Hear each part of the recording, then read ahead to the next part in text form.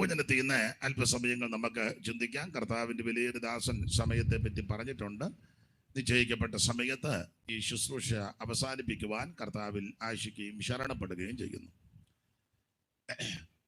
ഒരു ദിവസത്തെ യോഗമാകയാൽ വളരെ ബന്ധപ്പാടുണ്ട്. കാരണം 2, 3, 4 ദിവസമാണെങ്കിൽ നമ്മുടെ കാര്യങ്ങളെല്ലാം തീർത്ത് പറഞ്ഞയച്ച് വരുന്നവർക്ക് പോകാം. ഒരു ദിവസമാകുമ്പം ഒരാളെ കൊണ്ട് വേണം ഇതെല്ലാം പറയാം. അപ്പം ചിലപ്പം ഒന്ന് പറയുമ്പോൾ ഒന്ന് വിട്ടുപോയാൽ ആൾക്കാർ പറയും ഒരു കാര്യം പറഞ്ഞു മറ്റേ കാര്യം പുള്ളി പറഞ്ഞില്ല. അപ്പം 3-4 ദിവസത്തെ യോഗമാന്നെ ആദ്യം ഒരാൾ പറഞ്ഞില്ലെങ്കിൽ പുറകെ വരുന്ന ആൾക്ക് പറയാം. എന്നാൽ ഇന്ന് ഇതെല്ലാം കൂടെ കണക്കിലെടുത്ത് പണ്ട് 1/2 മീറ്റർ തുണി ആയിട്ട് ചെറുക്കനുമായിട്ട് എന്ന് പറഞ്ഞു ഇവനൊരു നിക്കർ തയ്ക്കണം 1/2 മീറ്റർ തുണി. തയ്യക്കാരൻ അത് അളവെടുത്തപ്പോൾ അപ്പം പറഞ്ഞു ഇവൻ്റെ ഏട്ടനുണ്ട് അവനൂടെ വല്ലപ്പോഴും ഇടണമെന്ന് പറഞ്ഞു. തയ്യക്കാരൻ എടുക്കാനായിട്ട് പറഞ്ഞു നോക്കട്ടെ. അപ്പം എഴുതി തീരാറായപ്പം പറഞ്ഞു ഇവൻ്റെ അനിയൻ ഒരുത്തനുണ്ട് 3 വയസ്സ് അവനും വല്ലപ്പോഴും ഇടുമെന്ന് പറഞ്ഞു.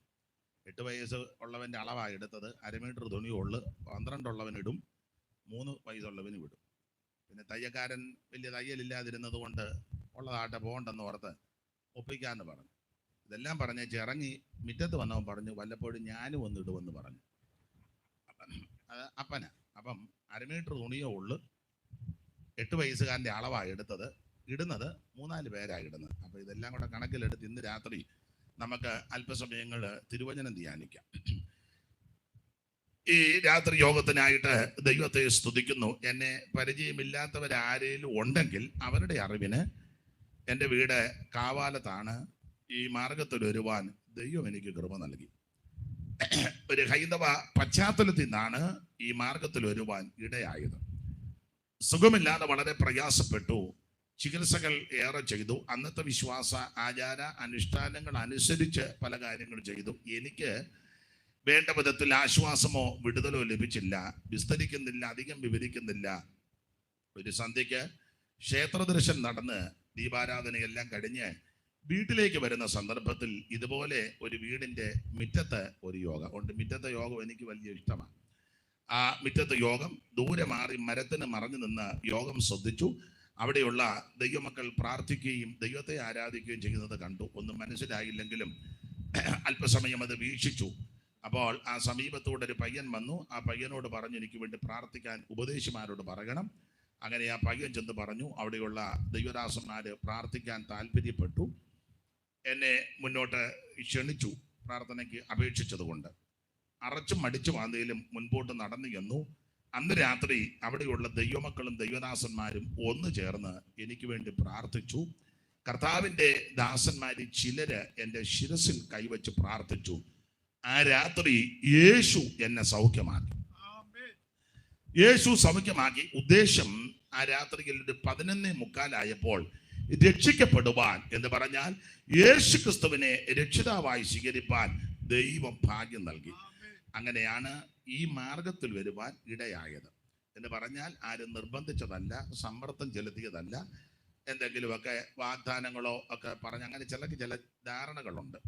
അങ്ങനെയൊക്കെ ആളെ കൂട്ടുന്നത്. അങ്ങനെയൊന്നും ആളെ കൂട്ടത്തുമില്ല. അങ്ങനെ അഥവാ വല്ലവരും വന്നാൽ അവർ നിൽക്കുകയില്ല. അങ്ങനെയൊക്കെ ഞങ്ങളുടെ ഇടയിൽ നിന്ന് പോയ ഒത്തിരി ആൾക്കാരുണ്ട്. ഇനിയും ചിലർ നോട്ടോ ഇരുപ്പം കണ്ടിട്ട് പോകാൻ സാധ്യത ഉണ്ട്. അപ്പം അതുകൊണ്ട് അങ്ങനെയൊന്നും ആളിനെ കൂട്ടുന്നത്. പണ്ടൊക്കെ പറയുമായിരുന്നു കണ്ണടച്ച് ഫോട്ടോ എടുക്കുമെന്ന്.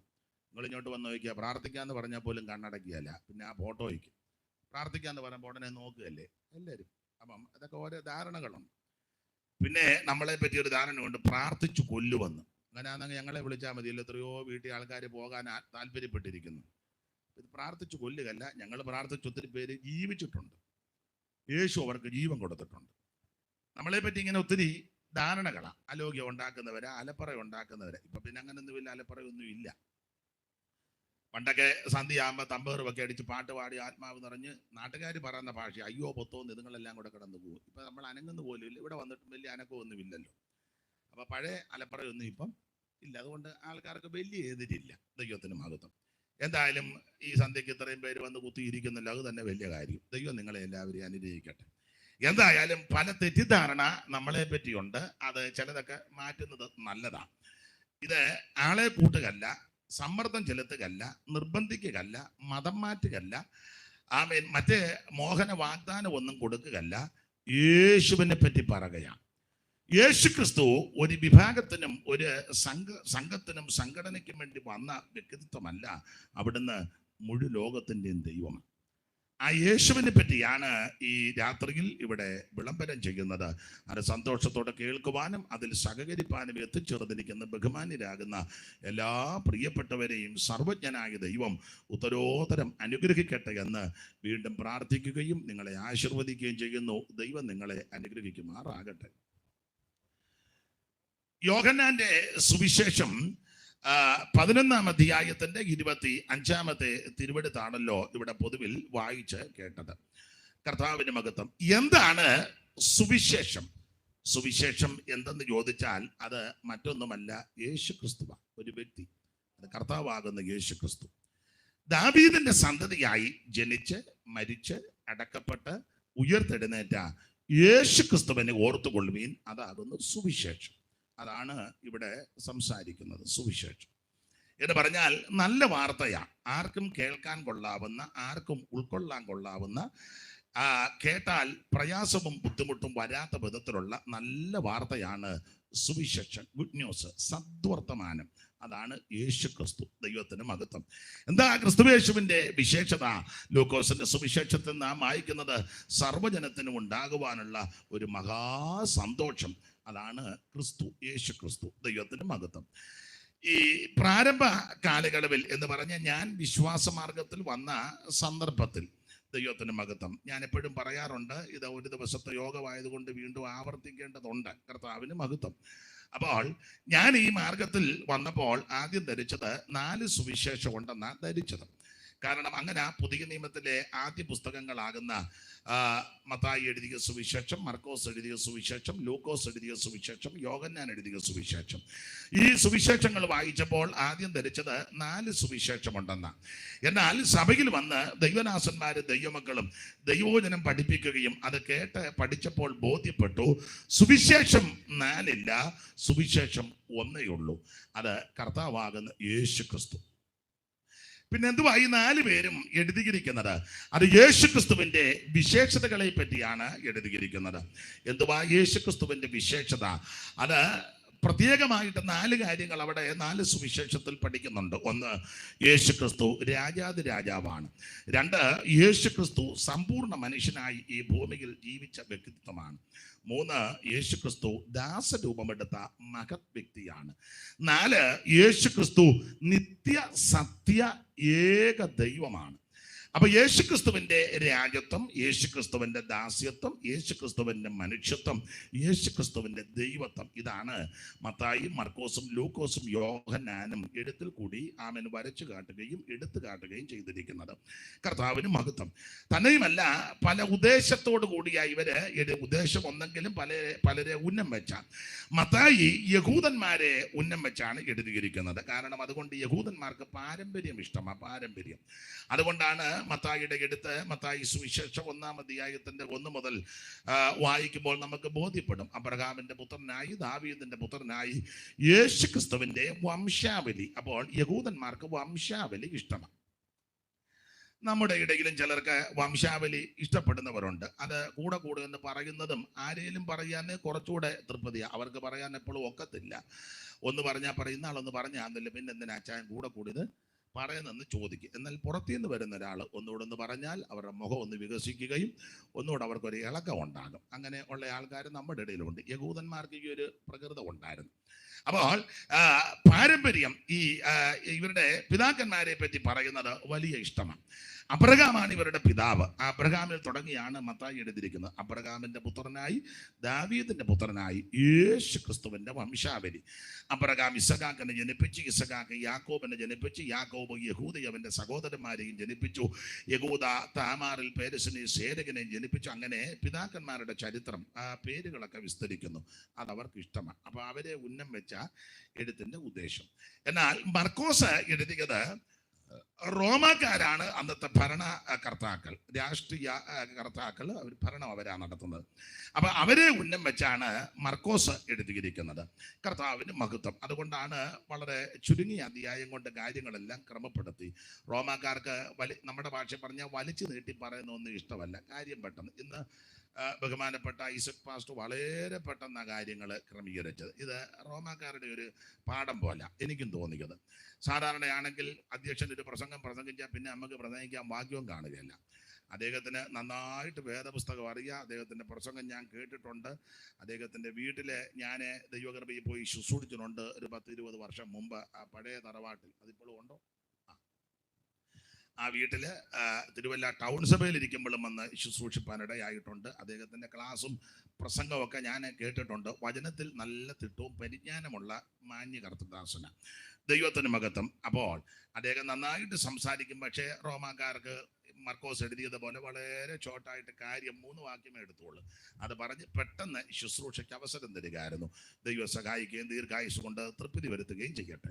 അപ്പോൾ ശ്രദ്ധിക്കുക, ലൂക്കോസ് എഴുതിയിരിക്കുന്നത് യവനായരെ ഉദ്ദേശിച്ച ചരിത്രങ്ങൾ തെളിയിച്ചായോ ലൂക്കോസ് എഴുതിയിരിക്കുന്നത്. യവനായർ അത് പറഞ്ഞ ജാതികൾ ജ്ഞാനം ഉള്ളവരാ. അവർ ജ്ഞാനം അന്വേഷിക്കും, ചരിത്രങ്ങൾ തെളിയിക്കണം. ഊഹാഭോഗവും കെട്ടുകഥയും അമ്മമ്മ കഥയും ഉമ്മാക്കി കഥയും കഴിവിക്കഥയും പറഞ്ഞാൽ അവർ അംഗീകരിക്കത്തില്ല. ചരിത്ര തെളിവിട്ട് ലൂക്കോസ് കാര്യങ്ങൾ രേഖപ്പെടുത്തി. വായിക്കുന്നില്ല. നിങ്ങൾക്ക് ദൈവമക്കളായ പ്രിയപ്പെട്ടവർക്ക് ആ ഭാഗമൊക്കെ അറിയാമല്ലോ.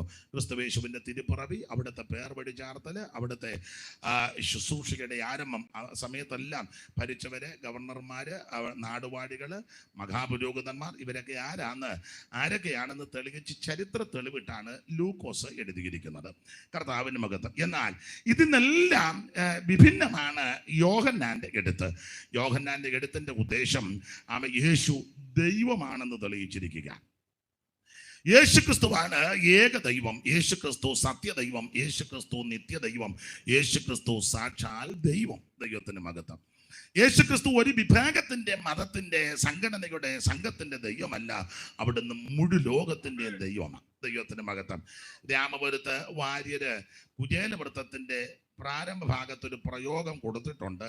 അത് ഞാൻ കുട്ടനാട്ടുകാരനായതുകൊണ്ട് വള്ളവും വെള്ളവും വള്ളംകളിയൊക്കെ ആയിട്ട് അടുത്ത ബന്ധമൊക്കെ ഉണ്ട്. വലിയ കളിയൊന്നും അറിയത്തില്ലെങ്കിലും ആ പാട്ട് ചില വരികളൊക്കെ അറിയാം. അപ്പൊ അതിലെ ഒരു പ്രയോഗമുണ്ട്: കൽപ്പോടല്ല ജനങ്ങൾക്കും കേടുതീരത്തക്കവണ്ണം എപ്പോഴും അന്നദാനവും ചെയ്ത് ചെഞ്ചമ്മേ മുപ്പുരാമടക്കി വാഴും. അങ്ങനെ ചില പ്രയോഗമുണ്ട്. അതിനൊരു പടിയ 33 ദേവന്മാരും ഇന്ന് 33 ദേവന്മാരും ഇന്ന് മൂർത്തിയായി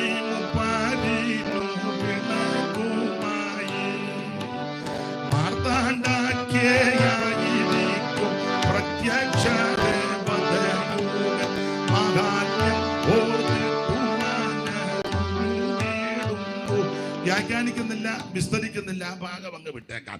എന്നാൽ ഒരു കാര്യം ഇന്ന് രാത്രി എന്നെ കേൾക്കുന്ന പ്രിയപ്പെട്ടവരോട് പറയട്ടെ, ദൈവം ഒരുവനേ ഉള്ളൂ. ദൈവത്തിനും മനുഷ്യർക്കും മധ്യസ്ഥനും ഒരുവൻ.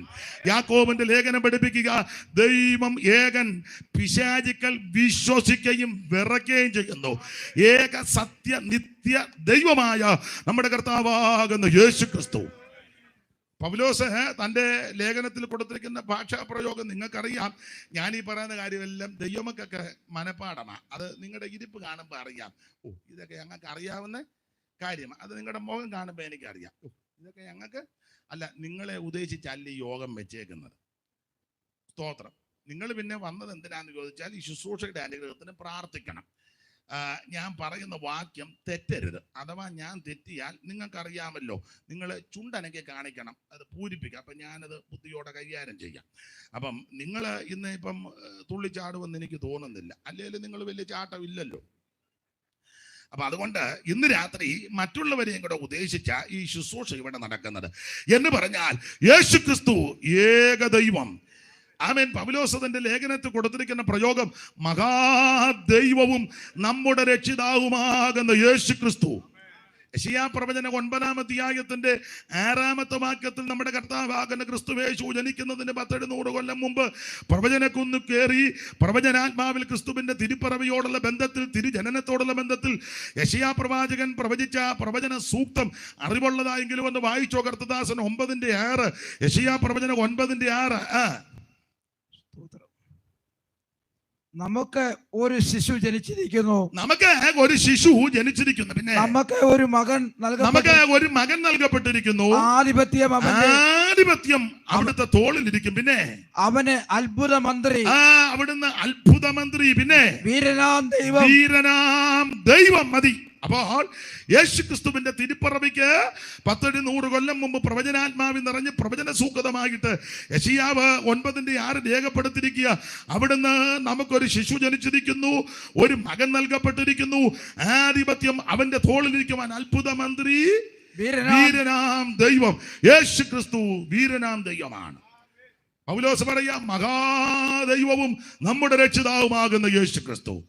തോമാസ് പറഞ്ഞ പദം ഇതാ, എന്റെ കർത്താവും എന്റെ ദൈവമായുള്ളവേ. യേശുക്രിസ്തു ഏക നിത്യ സത്യ ദൈവമാണ്. ദൈവത്തിന്റെ മഹത്വം. മനുഷ്യരെല്ലാം ദൈവം ആകാനും ആകുന്ന ഒരു കാലത്താണ് നമ്മൾ വന്നിരിക്കുന്നത്.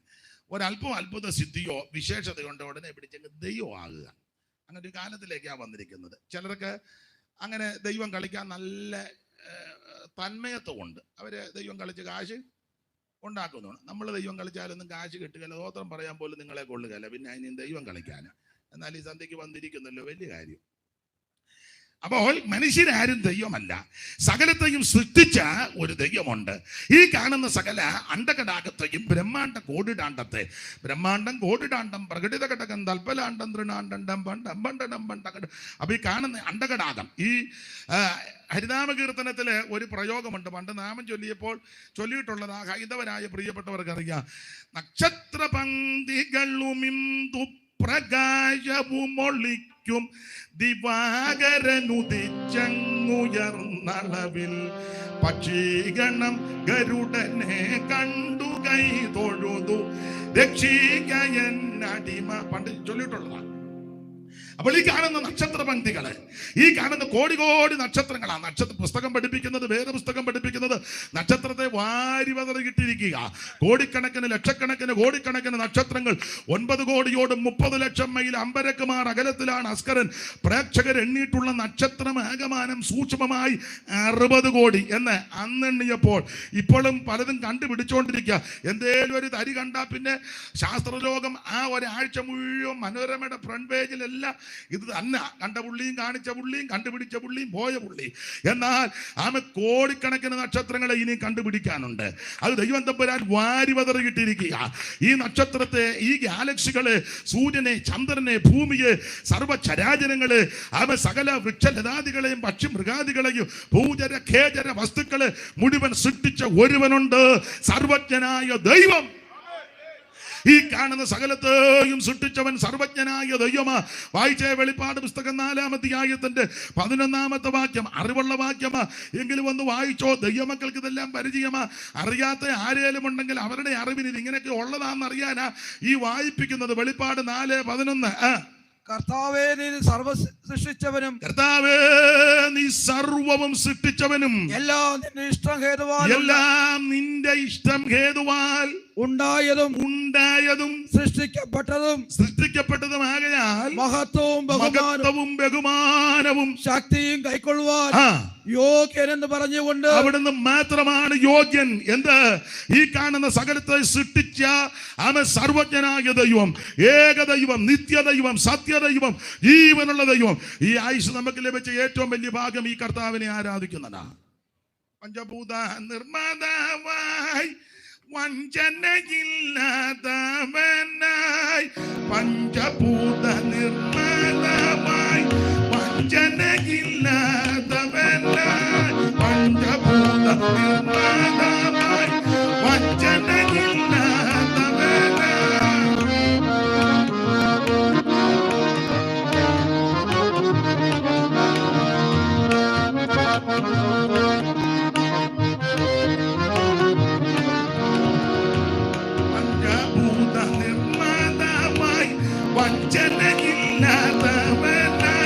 കിഞ്ചിൽ നേരം കൊണ്ടാക്കില്ല സഞ്ചയങ്ങൾ സൃഷ്ടി ചെയ്തോൻ, കിഞ്ചിൽ നേരം കൊണ്ടാക്കില്ല സഞ്ചയങ്ങൾ സൃഷ്ടി ചെയ്തോൻ, ഏകസത്യ ദൈവമേയുള്ളൂ ഭൂവാസികളെ, ഏക സത്യ ദൈവമേയുള്ളൂ ഭൂവാസികളുടെ ഏക സത്യ ദൈവമേയുള്ളൂ.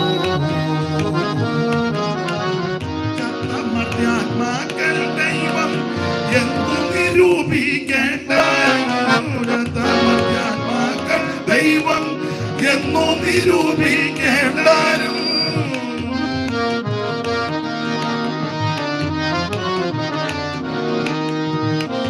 മർത്യാത്മാക്കൾ ദൈവം എന്നു നിരൂപിക്കേണ്ടാരും. 100 ദൈവങ്ങൾ സത്യ ദൈവമൊന്നേയുള്ളൂ. 100 ദൈവങ്ങൾ സത്യ ദൈവമൊന്നേയുള്ളൂ. ഏക സത്യ ദൈവമേയുള്ളൂ ഭൂവാസികളുടെ ഏക സത്യ ദൈവമേയുള്ളൂ ഭൂവാസികളുടെ ഏക സത്യ ദൈവമേയുള്ളൂ. ഏക സത്യ ദൈവം ഒന്ന്, ഏക രക്ഷിതാവും ഒന്ന്. ഏക സത്യ ദൈവം ഒന്ന്, ഏക രക്ഷിതാവും ഒന്ന്. ഏക സത്യ ഭേദമൊന്ന്, ഏക രക്ഷാമാർഗമൊന്ന്. ഏക സത്യ ഭേദമൊന്ന്, ഏക രക്ഷാമാർഗമൊന്ന്.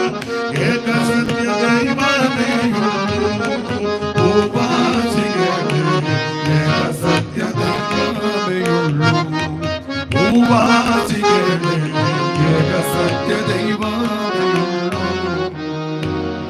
അപ്പൊ ശ്രദ്ധിക്കുക, ദൈവം ഒരുവനേ ഉള്ളൂ. അപ്പോൾ യേശുക്രിസ്തുവിന്റെ ദൈവത്വമാണ് യോഹന്നാൻ തെളിയിച്ചിരിക്കുന്നത്. ആമേൻ. എല്ലാ ഭാഗവും വിസ്തരിച്ചു പോകുന്നില്ല.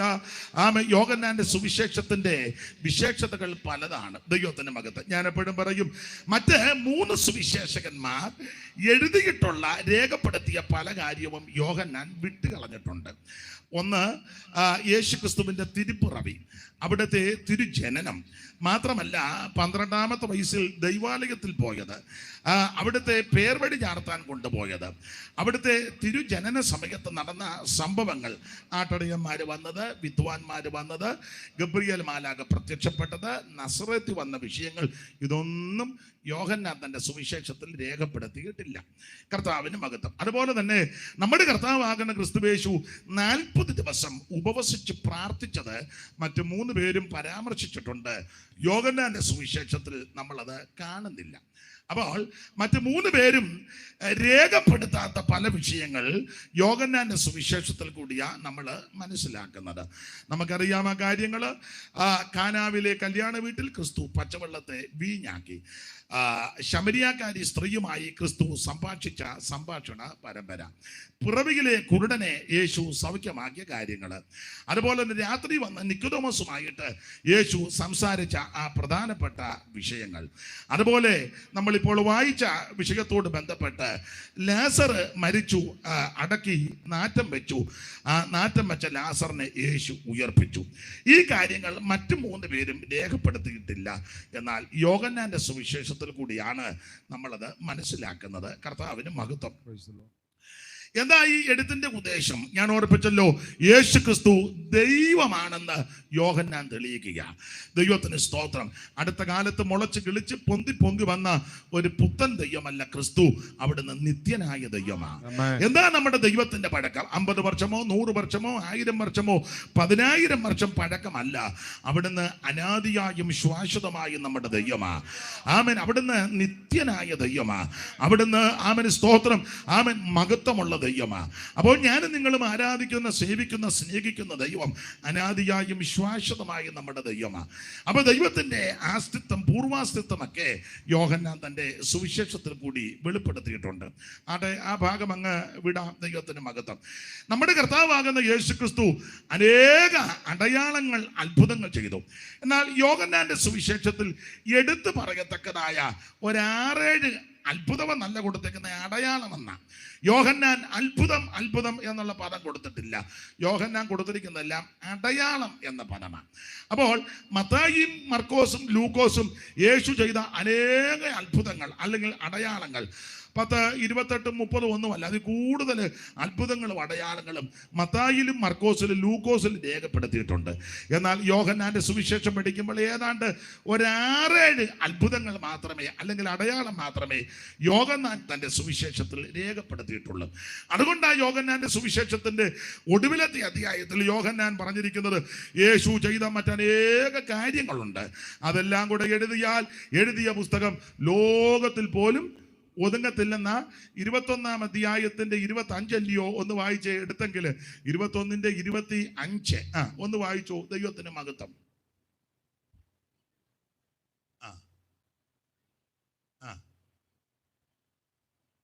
വളരെ സന്തോഷം, നന്ദി. പെട്ടെന്ന് വായിച്ചതിന് എന്നാലും മൈക്കിൽ കൂടെ ഒന്ന് വായിപ്പിച്ചോട്ടെ. ആരാ വായിച്ച അവിടെ? മൈക്കിൽ കൂടെ ഒന്ന് വായിപ്പിക്കുക. വായിച്ചു.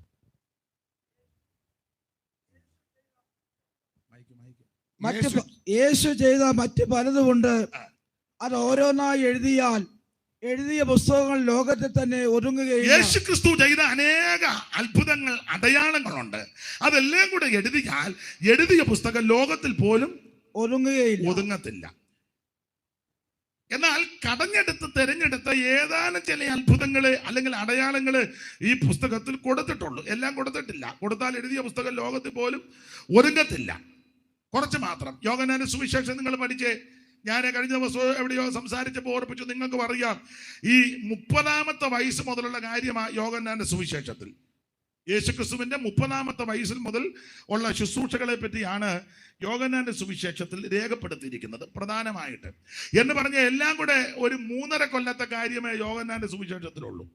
എന്നാൽ ലൂക്കോസും മത്തായി ഒക്കെ ജനനത്തിന് മുമ്പുള്ള കാര്യം മുതൽ ലൂക്കോസും മത്തായിയും രേഖപ്പെടുത്തി. ഗബ്രിയേൽ മാലാഖ വന്ന കാര്യം മുതൽ. അപ്പോൾ മത്തായി സുവിശേഷത്തിൽ, ലൂക്കോസിന്റെ സുവിശേഷത്തിൽ ക്രിസ്തുയേശു തിരുപ്പിറവി എടുക്കുന്നതിന് മുമ്പ് ദൂതൻ വന്നത് മറിയയുടെ ഒക്കെ വരുന്നതിന് മുന്നേ എലീശബത്തിന്റെ ഒക്കെ വന്നത്, അത് മുതല് അവരെല്ലാം എഴുതി. എന്നാൽ യോഹന്നാൻ എഴുതിയിരിക്കുന്നത് അതൊന്നും എഴുതിയിട്ടില്ല. 30-ാമത്തെ വയസ്സിൽ യേശു ശുശ്രൂഷ ആരംഭിക്കുന്ന ഭാഗം മുതലാണ് തുടങ്ങിയിരിക്കുന്നത്, അവിടുത്തെ തിരുമരണം വരെ. ഏതാണ്ട് ഒരു 3.5 കൊല്ലത്തെ ചരിത്രം മാത്രമേ പറഞ്ഞിട്ടുള്ളൂ. 3.5 കൊല്ലത്തെ ചരിത്രം എഴുതാനായി 21 അധ്യായം. വെറും 3.5 കൊല്ലത്തെ ചരിത്രം എഴുതാൻ 21 അധ്യായം. എല്ലാം കൂടെ ഇതിനെപ്പറ്റി പഠിച്ചിട്ടുള്ളവർ കണക്ക് പറഞ്ഞ് എല്ലാം കൂടെ ഏതാണ്ട് ഒരു 1000 ദിവസത്തെ കാര്യം. 1000 ദിവസത്തെ കാര്യം യഹൂദന്റെ കണക്കനുസരിച്ച് എല്ലാം കൂടെ ഒരു 1000 ദിവസത്തെ കാര്യമേ ഉള്ളൂ യോഹന്നാന്റെ സുവിശേഷത്തിൽ. അത് 21 അധ്യായത്തിൽ രേഖപ്പെടുത്തി. അപ്പൊ എല്ലാ കാര്യവും ഒന്നും രേഖപ്പെടുത്തിയിട്ടില്ല. അതാ യോഹന്നാൻ 21-ന്റെ 25 പറഞ്ഞത് യേശു ചെയ്ത മറ്റനേക സംഭവങ്ങളുണ്ട്, അതെല്ലാം കൂടി എഴുതിയ പുസ്തകം ലോകത്തിൽ പോലും ഒതുങ്ങത്തില്ല. എന്നാൽ തിരഞ്ഞെടുത്ത ഏതാനും ചില അത്ഭുതങ്ങൾ അടയാളങ്ങൾ ഈ പുസ്തകത്തിൽ രേഖപ്പെടുത്തി. അതെന്തിനാ അങ്ങനെ രേഖപ്പെടുത്തിയത്? 20-ന്റെ 30 വായിച്ചോ. 20-ന്റെ 30 എല്ലാം രേഖപ്പെടുത്താതെ ചിലത് മാത്രം രേഖപ്പെടുത്താൻ കാര്യം 20-ന്റെ 30. ഈ പുസ്തകത്തിൽ എഴുതിയിരിക്കുന്നതല്ലാതെ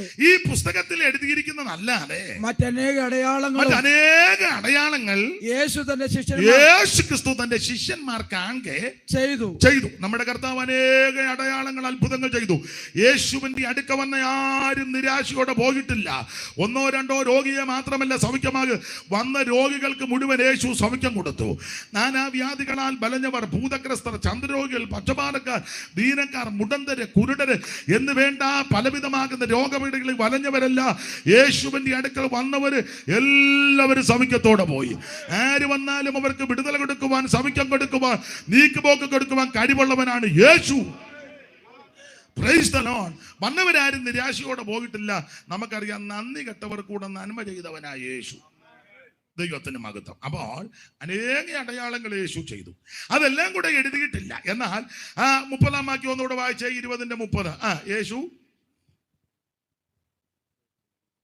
ഈ പുസ്തകത്തിൽ എഴുതിയിരിക്കുന്നതല്ലാതെ മറ്റനേകം അടയാളങ്ങളും യേശു തന്റെ ശിഷ്യന്മാർ കാണുക ചെയ്തു. യേശു ക്രിസ്തു തന്റെ ശിഷ്യന്മാർ കാണുക ചെയ്തു. അടുത്തത്, എന്നാൽ യേശു ദൈവപുത്രനായ ക്രിസ്തു എന്ന്, എന്നാൽ യേശു ക്രിസ്തു ദൈവപുത്രനായ ക്രിസ്തു എന്ന് നിങ്ങൾ ഇന്ന് വിശ്വസിക്കേണ്ടതിന്. രാത്രി ഈ കളത്തിപ്പറമ്പിലെ ഭവനത്തിന്റെ അങ്കണത്തിൽ കൂടിയിരിക്കുന്നവരും സമീപവാസികളും ശബ്ദപരിധിയിൽ ശ്രദ്ധിക്കുന്ന ബഹുമാന്യരായ പ്രിയപ്പെട്ടവര് കേൾക്കുവാനും അറിയുവാനും വേണ്ടിയാണ് ഈ കാര്യം പറയുന്നത്.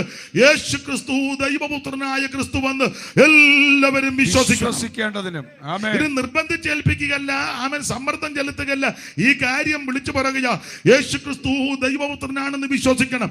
അവൻ മുമ്പേ ഐസക് പാസ് ഓർപ്പിച്ചില്ല, മനുഷ്യനായി ഇവിടെ ജാതിയെല്ലാം തിരിച്ചു വെച്ചത്. ഞങ്ങൾ കൂടിയതാ, അവർ കുറഞ്ഞതാ, സ്തോത്രം എന്നൊക്കെ മനുഷ്യനാ. ഇപ്പോഴും ഉണ്ട് ആൾക്കാരുടെയൊക്കെ അകത്ത്, മിക്കവരുടെ അകത്ത്. എന്റെ അഭിപ്രായം പറയാം, ഇതിപ്പം പ്രശ്നമാകും, എന്നാലും ഞാൻ അങ്ങ് പറയാം.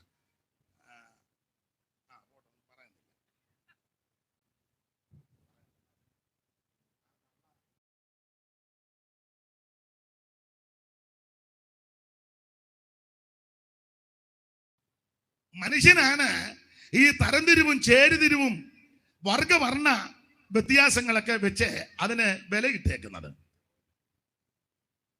വേദപുസ്തകത്തിലെ പ്രമാണം പറയാം, ഭൂതലത്തിലെങ്ങും കുടിയിരിക്കുവാൻ അവൻ ഒരുത്തനിൽ നിന്ന് മനുഷ്യജാതിയെ ഉളവാക്കി. അതാണ് വേദപുസ്തക ഉപദേശം. പക്ഷേ ഈ വേദപുസ്തകം കൊണ്ട് നടക്കുന്ന ആൾക്കാർ ഇത് വിശ്വസിക്കുന്നില്ലെന്നുള്ളതാ സത്യം. വിശ്വസിക്കുന്നില്ല, നോട്ടോ ഇരുമ്പും കാണും പറയാം, പിന്നെ വിശ്വസിക്കുന്നില്ല. എല്ലാവരും ഒന്നും വിശ്വസിക്കുന്നില്ല. വിശ്വസിക്കായിരുന്നെങ്കിൽ ഞാൻ ഒന്നും പറയുന്നില്ല. വെറുതെ എന്തിനാ അലോഗ്യം ഉണ്ടാക്കുന്ന ഒരു ദിവസത്തെ യോഗം, അതെ അലോഗ്യം ഉണ്ടായാ പോയത് എന്ന് പറയിപ്പിക്കുന്നില്ല. ഒരുത്തനിൽ നിന്നാണ് സകല മനുഷ്യജാതിയും. എന്നാ പിന്നത്തേതില ആൾക്കാരിങ്ങനെ തരംതിരിച്ചത്. രാമായണത്തിലൊരു ഭാഗമുണ്ടല്ലോ, ബ്രാഹ്മണോകം നരേന്ദ്രോഗമാഡ്യോഗം എന്നിങ്ങനങ്ങാമ്രേടിതം കലർന്നിടും ദയാന്തരേ, ജന്തുക്കൾ ഭക്ഷിച്ചു കാശിച്ചു പോകിലും ബന്ധുവെണ്ണീറായി ചവഞ്ഞു പോയിടിലും മണ്ണിന് കീഴായി കൃമികളായി പോകിലും നന്നല്ല ദേഹം. അത് എടുത്തച്ഛൻ ഒരു വരി കൊടുത്തിരിക്കുക. ബ്രാഹ്മണ, ക്ഷത്രിയ, വൈശ്യ, ശൂദ്ര നടപടിക്രമങ്ങള്. മുഖത്തിൽ നിന്ന് വന്നവര്, ഇടയ്ക്ക് നിന്ന് കയറി വന്നവര്, ചുവടെ താഴെ നിന്ന് വന്നവര്, ഏറ്റവും താഴെ നിന്ന് വന്നവര്, ബാക്കി വന്ന് എവിടെ നിന്ന് വന്നാന്ന് പോലും അറിയാൻ മേല. ആ രീതിയിലാണ് ഇടപെടുന്നത്. ഇതൊക്കെ മനുഷ്യനൊപ്പിച്ച കുരുക്ക. വിശുദ്ധ തിരുവെടുത്ത് പറയുന്നത്, ഭൂതലത്തിലെങ്ങും കുടിയിരിക്കുവാൻ അവൻ ഒരുത്തനിൽ നിന്ന് മനുഷ്യജാതിയെ ഉളവാക്കി. ഈ ഇരിക്കുന്നതെല്ലാം ഒറ്റ ഒരുത്തന്റെ സന്തതിയാണ് ആണെന്ന്. അതല്ല ഇത്ര കോടിക്കണക്കിന് വർഷമായി, അല്ല ലക്ഷക്കണക്കിന് കോടിക്കണക്കിന് വർഷമായെങ്കിലും ദൈവത്തിന് ഇത്രയും വർഷങ്ങളൊക്കെ കഴിഞ്ഞെങ്കിലും ആ രണ്ട് ചെവി തന്നെയല്ലേ ഇപ്പോഴും ഉള്ളു. ഇവിടെ മിണ്ടുകയല്ല. രണ്ട് കൈയും രണ്ട് കാലും രണ്ട് ചെവിയും രണ്ട് കണ്ണും ആ മൂക്കിന് രണ്ട് കിഴുത്തയും. ഇത്ര വർഷമായിട്ട് മാറ്റം അതിൽ ഒരുത്തനിൽ നിന്ന് വന്നത് കൊണ്ടാണ്. ഇത് വേറെ വകുപ്പായിരുന്നെങ്കിൽ പരുവക്കാടായി പോയേനെ. അതൊന്നും ഞാനിപ്പം വിവരിക്കുന്നില്ല. ദൈവത്തിന്റെ മഹത്വം. ഭൂതലത്തിലെങ്ങും കുടിയിരിക്കുവാൻ ഒരുത്തനിൽ നിന്ന് മനുഷ്യജാതിയെ ഉളവാക്കി. ദൈവത്തിന്റെ മഹത്വം. എല്ലാവരും സ്തോത്രം ഒരുവന്റെ സന്തതികളാണ്. പിന്നെ വർഷങ്ങൾ ഇങ്ങനെ കഴിഞ്ഞപ്പോൾ ഭക്ഷണക്രമം, ജീവിതചര്യ, വിദ്യാഭ്യാസം, സാഹചര്യം, ക്ലൈമറ്റ്, ജീവിത നിലവാരം, അതൊക്കെ കൊണ്ടാ ഈ പരുവത്തിന് എല്ലാവരും വരുന്നത്. അതിനൊരു ചെറിയ തെളിവ് തരാം. അലോഗ്യം വരും എന്നാലും പറയാം. നമ്മുടെ ഇവിടെ ഇരുനിറക്കാരുണ്ട്. നിറം പറയല്ല, ഇരുനിറക്കാരുണ്ട്. ഈ സെയിം കളറുള്ളവര് അമേരിക്ക എന്ന് വന്നാൽ അതിനൊരു വ്യത്യാസമുണ്ട് ഇല്ലേ? എന്തോ ഒരു ക്ലേസിങ് പോലെ.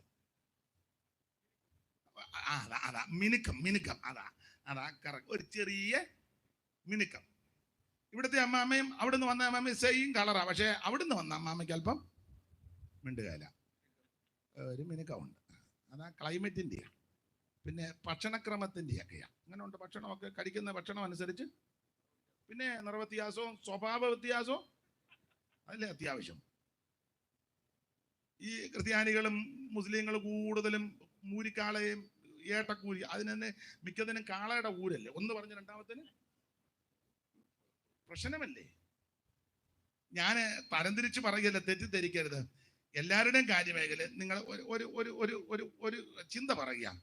നിങ്ങൾ ഈ ക്ഷേത്രത്തിലൊക്കെ ചില ക്ഷേത്രങ്ങളിൽ പൂജാതി കർമ്മങ്ങൾ ചെയ്യുന്ന ചുമതലപ്പെട്ടവരുണ്ട്, തന്ത്രിമാരും പൂണൂലിട്ട ചിലരുണ്ട്. നിങ്ങൾ അവരോട് ചിലരോട് എന്ത് സൗമ്യമാണെന്നറിയാവോ? അല്ലെ, വളരെ സൗമ്യമാണ്. ഞങ്ങളുടെ അവിടുത്തെ ക്ഷേത്രത്തിലെ ഒരു ശാന്തിക്കാനുണ്ടായിരുന്നു, വാസുദേവ ശാന്തി. നല്ല മനുഷ്യനാ, എന്നെ വലിയ കാര്യമാണ്. എല്ലാ ദിവസവും ഞാൻ അമ്പലത്തിൽ ചെല്ലുകയും ദീപാരാധനയ്ക്കും നിർമ്മാല്യത്തിനുമൊക്കെ കൂടും. എന്നെ വലിയ കാര്യവുമാണ്. ഞാൻ തിരിച്ച് പെന്തിക്കോസ് വന്നപ്പോൾ പുള്ളിക്ക് അങ്ങ് സങ്കടമായിപ്പോയി. എന്നോട് പറഞ്ഞു തിരിച്ചിഞ്ഞ് വരാൻ പറഞ്ഞു. അത് വേറൊരു വിഷയം. നല്ല മനുഷ്യനാണ്.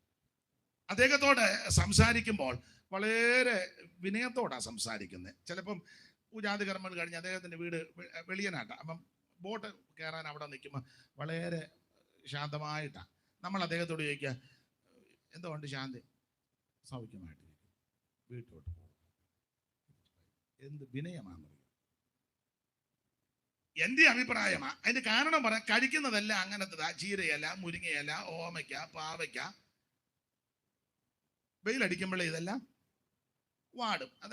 അത് വളരെ സൗമ്യമാണ്, വിനയമാണ്. അതേസമയം നമ്മുടെ ചില ആൾക്കാരോട് ചോദിച്ചാൽ, ഉദാഹരണം പാസ്റ്റർമാരോട് തന്നെ, സെൻട്രൽ പാസ്റ്ററോട് തന്നെ ചോദിച്ച്, എവിടാ ബ്രദറിന്റെ വീട്? ആ നോട്ടവും ചോദ്യവും കാണുമ്പോൾ ഇവൻ അന്നേരം അകവാള് വെട്ടിപ്പോവും. കാരണം ഈ മാസികത്തിനുള്ള മൂരിക്കാളയും കാളയെ അടിച്ച് പെരുക്കിയായിരിക്കും. മയമില്ലല്ലോ വർത്താനം. ശ്രദ്ധിച്ചേ, മയമില്ല. കൂരിയുടെ കൊമ്പൊടിച്ച് വെച്ച് അറിഞ്ഞ് പിടിക്കുകയല്ലേ, വർത്താനം പറയാൻ അറിയത്തില്ലല്ലോ. നിങ്ങൾ ശ്രദ്ധിച്ചേ. അപ്പൊ ഈ കഴിക്കുന്നതിന്റെ അനുസരിച്ച് പുറത്തോട്ട് വരുമേ സ്വഭാവം. എന്തായാലും ഒരു കാര്യം ഞാൻ പറയാം, കർത്താവിന് മഹത്വം. നമ്മുടെ സംസാരവും ഈ രീതികളുമൊക്കെ കുറച്ചുകൂടെ ശ്രദ്ധിക്കുന്നത് നല്ലതാണ്. വിനയമായിട്ട്, മാന്യമായിട്ട്. ദൈവത്തിന് മഹത്വം. പോട്ടെ, ഭാഗം വിടുകയാണ്. അപ്പൊ ശ്രദ്ധിക്കുക, യേശുക്രിസ്തുവിന്റെ അടുക്ക വന്ന ആരും നിരാശയോടെ പോയിട്ടില്ല. ആവശ്യഭാരത്തോടെ അവിടുത്തെ തൃപ്പാരത്തിൽ അണഞ്ഞ ആർക്കും നിരാശപ്പെടേണ്ടി വന്നിട്ടില്ല. ഇന്ന് രാത്രിയിലും ആ കർത്താവ് നമ്മുടെ നടുവിൽ വന്നിട്ടുണ്ട്.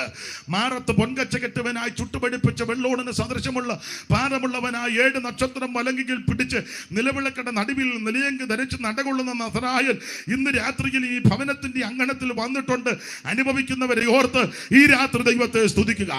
യേശുക്രിസ്തു ഏകദൈവം, യേശുക്രിസ്തു നിത്യദൈവം, യേശുക്രിസ്തു സത്യദൈവം. യേശുക്രിസ്തു ഒരു വിഭാഗത്തിന്റെ ദൈവം മാത്രമല്ല, അവിടുന്ന് മുഴു ലോകത്തിന്റെ ദൈവമാ. ഏത് മാർഗത്തിൽപ്പെട്ടവർക്കും യേശുവിനെ അറിയുവാനും ആരാധിക്കുവാനും അനുഗമിക്കുവാനും സേവിക്കുവാനും സ്നേഹിപ്പാനും അവസരമുണ്ട്. ഇന്ന് രാത്രി രക്ഷാദിവസമായി, ഇത് സുപ്രസാദ കാലമാ. നല്ല അവസരം ദൈവം നിനക്ക് തരിക. ഇന്ന് രാത്രി യേശുവിനെ ഉള്ളത്തിൽ ഏറ്റെടുക്ക്. ഭൗതിക വസ്തുക്കൾ ഒന്നും കൊണ്ട് കാഴ്ചവെക്കണ്ട, പൈസ കൊടുക്കണ്ട, മറ്റ് ഭൗതിക വസ്തുക്കൾ ഒന്നും കൊടുക്കണ്ട. ഇന്ന് രാത്രി നിന്റെ ഹൃദയം കർത്താവിന് കൊടുക്ക്. യേശു നിന്റെ ഉള്ളത്തിൽ വരും. ഇന്ന് രാത്രി യേശു നിന്നെ രക്ഷിക്കും.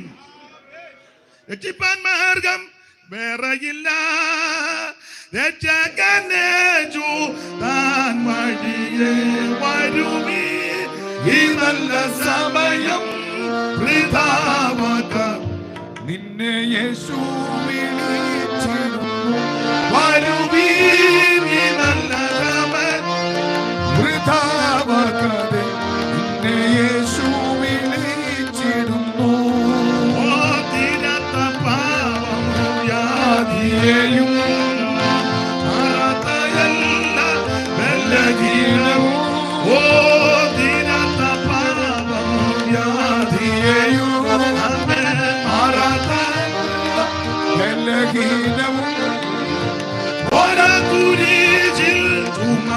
നിന്നെ സൗഖ്യമാക്കിയതൻ അടിപ്പിടരാ.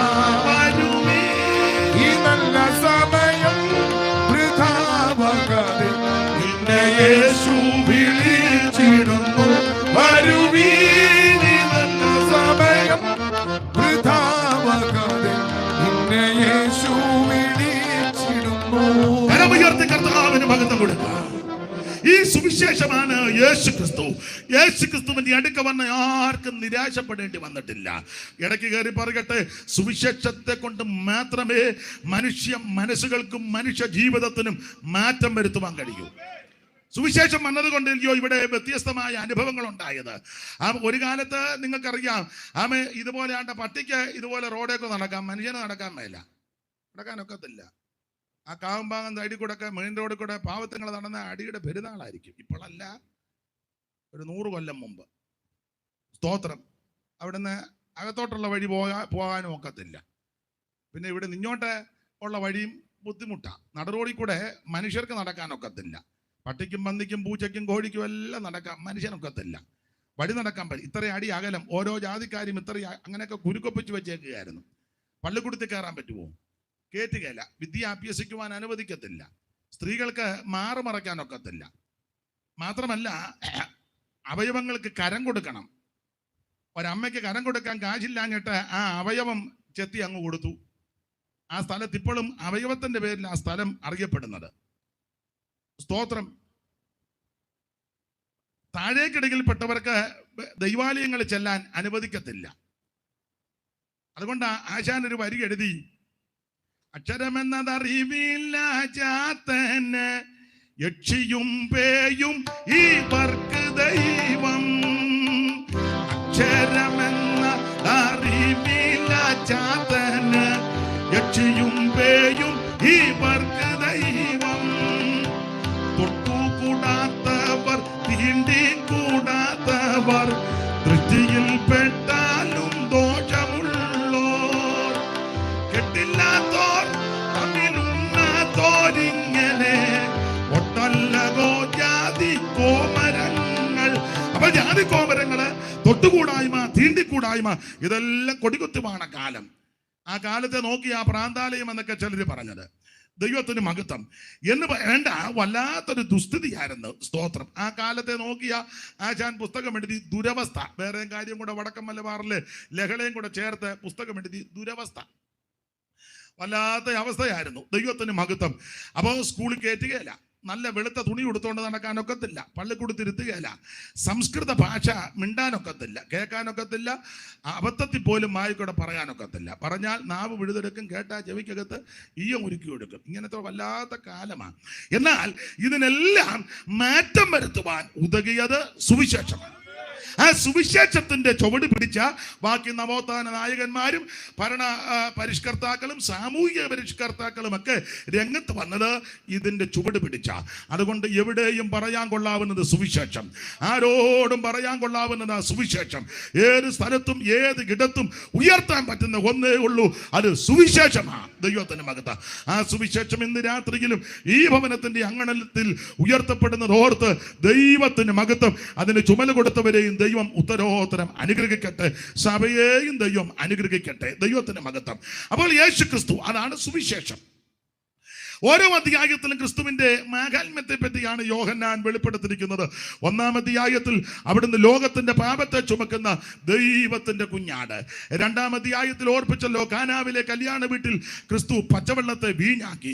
3-ാം അധ്യായത്തിലേക്ക് വരുമ്പോൾ നിത്യജീവനെ കൊടുക്കുന്ന ദൈവമായി ക്രിസ്തു പരിലസിക്കുന്നു. 4-ാം അധ്യായത്തിൽ ആത്മാവിനെ കൊടുക്കുന്ന ദൈവം, ദൈവത്തിന് സ്തോത്രം, ആത്മാവിനെ അയക്കുന്ന ദൈവം. 5-ാം അധ്യായത്തിൽ സകല ദീനങ്ങളും വ്യാധികളും പൊറുപ്പിക്കുന്ന അത്ഭുതങ്ങളുടെ ദൈവമായി ക്രിസ്തു പരിലസിക്കുന്നു. 6-ാം അധ്യായത്തിൽ ആമേൻ സ്വർഗ്ഗത്തിൽ നിറങ്ങുമെന്ന ജീവന്റെ അപ്പമാകുന്ന ദൈവം. 7-ാം അധ്യായത്തിൽ ആമേൻ ആത്മ നിറവിനെ കൊടുക്കുന്ന ദൈവമാ. എന്നിൽ വിശ്വസിക്കുന്നവന്റെ ഉള്ളിൽ നിന്ന് തിരുവെടുത്ത് പറയുന്നത് പോലെ ജീവജലത്തിന്റെ നദികൾ ഒഴുകും. ഇത് തന്നിൽ വിശ്വസിക്കാനിരിക്കുന്നവർ കൊടുക്കുന്ന പരിശുദ്ധാത്മാവിനെ പറ്റിയ, പരിശുദ്ധാത്മാവിനെ അധികമായി പകർന്നു കൊടുക്കുന്ന ആമേൻ ദൈവം 7-ാം അധ്യായത്തിൽ. 8-ാം അധ്യായത്തിൽ ഇരുള് മൂടിയ ലോകത്തിൽ ആമേൻ വെട്ടമില്ലാതെ മനുഷ്യൻ നെട്ടോട്ടമോടുക, വെളിച്ചം തേടി അങ്ങോട്ടും ഇങ്ങോട്ടും എല്ലാം ഓടുമ്പോൾ യേശു പറയുക, ഞാനാണ് സാക്ഷാൽ വെളിച്ചം.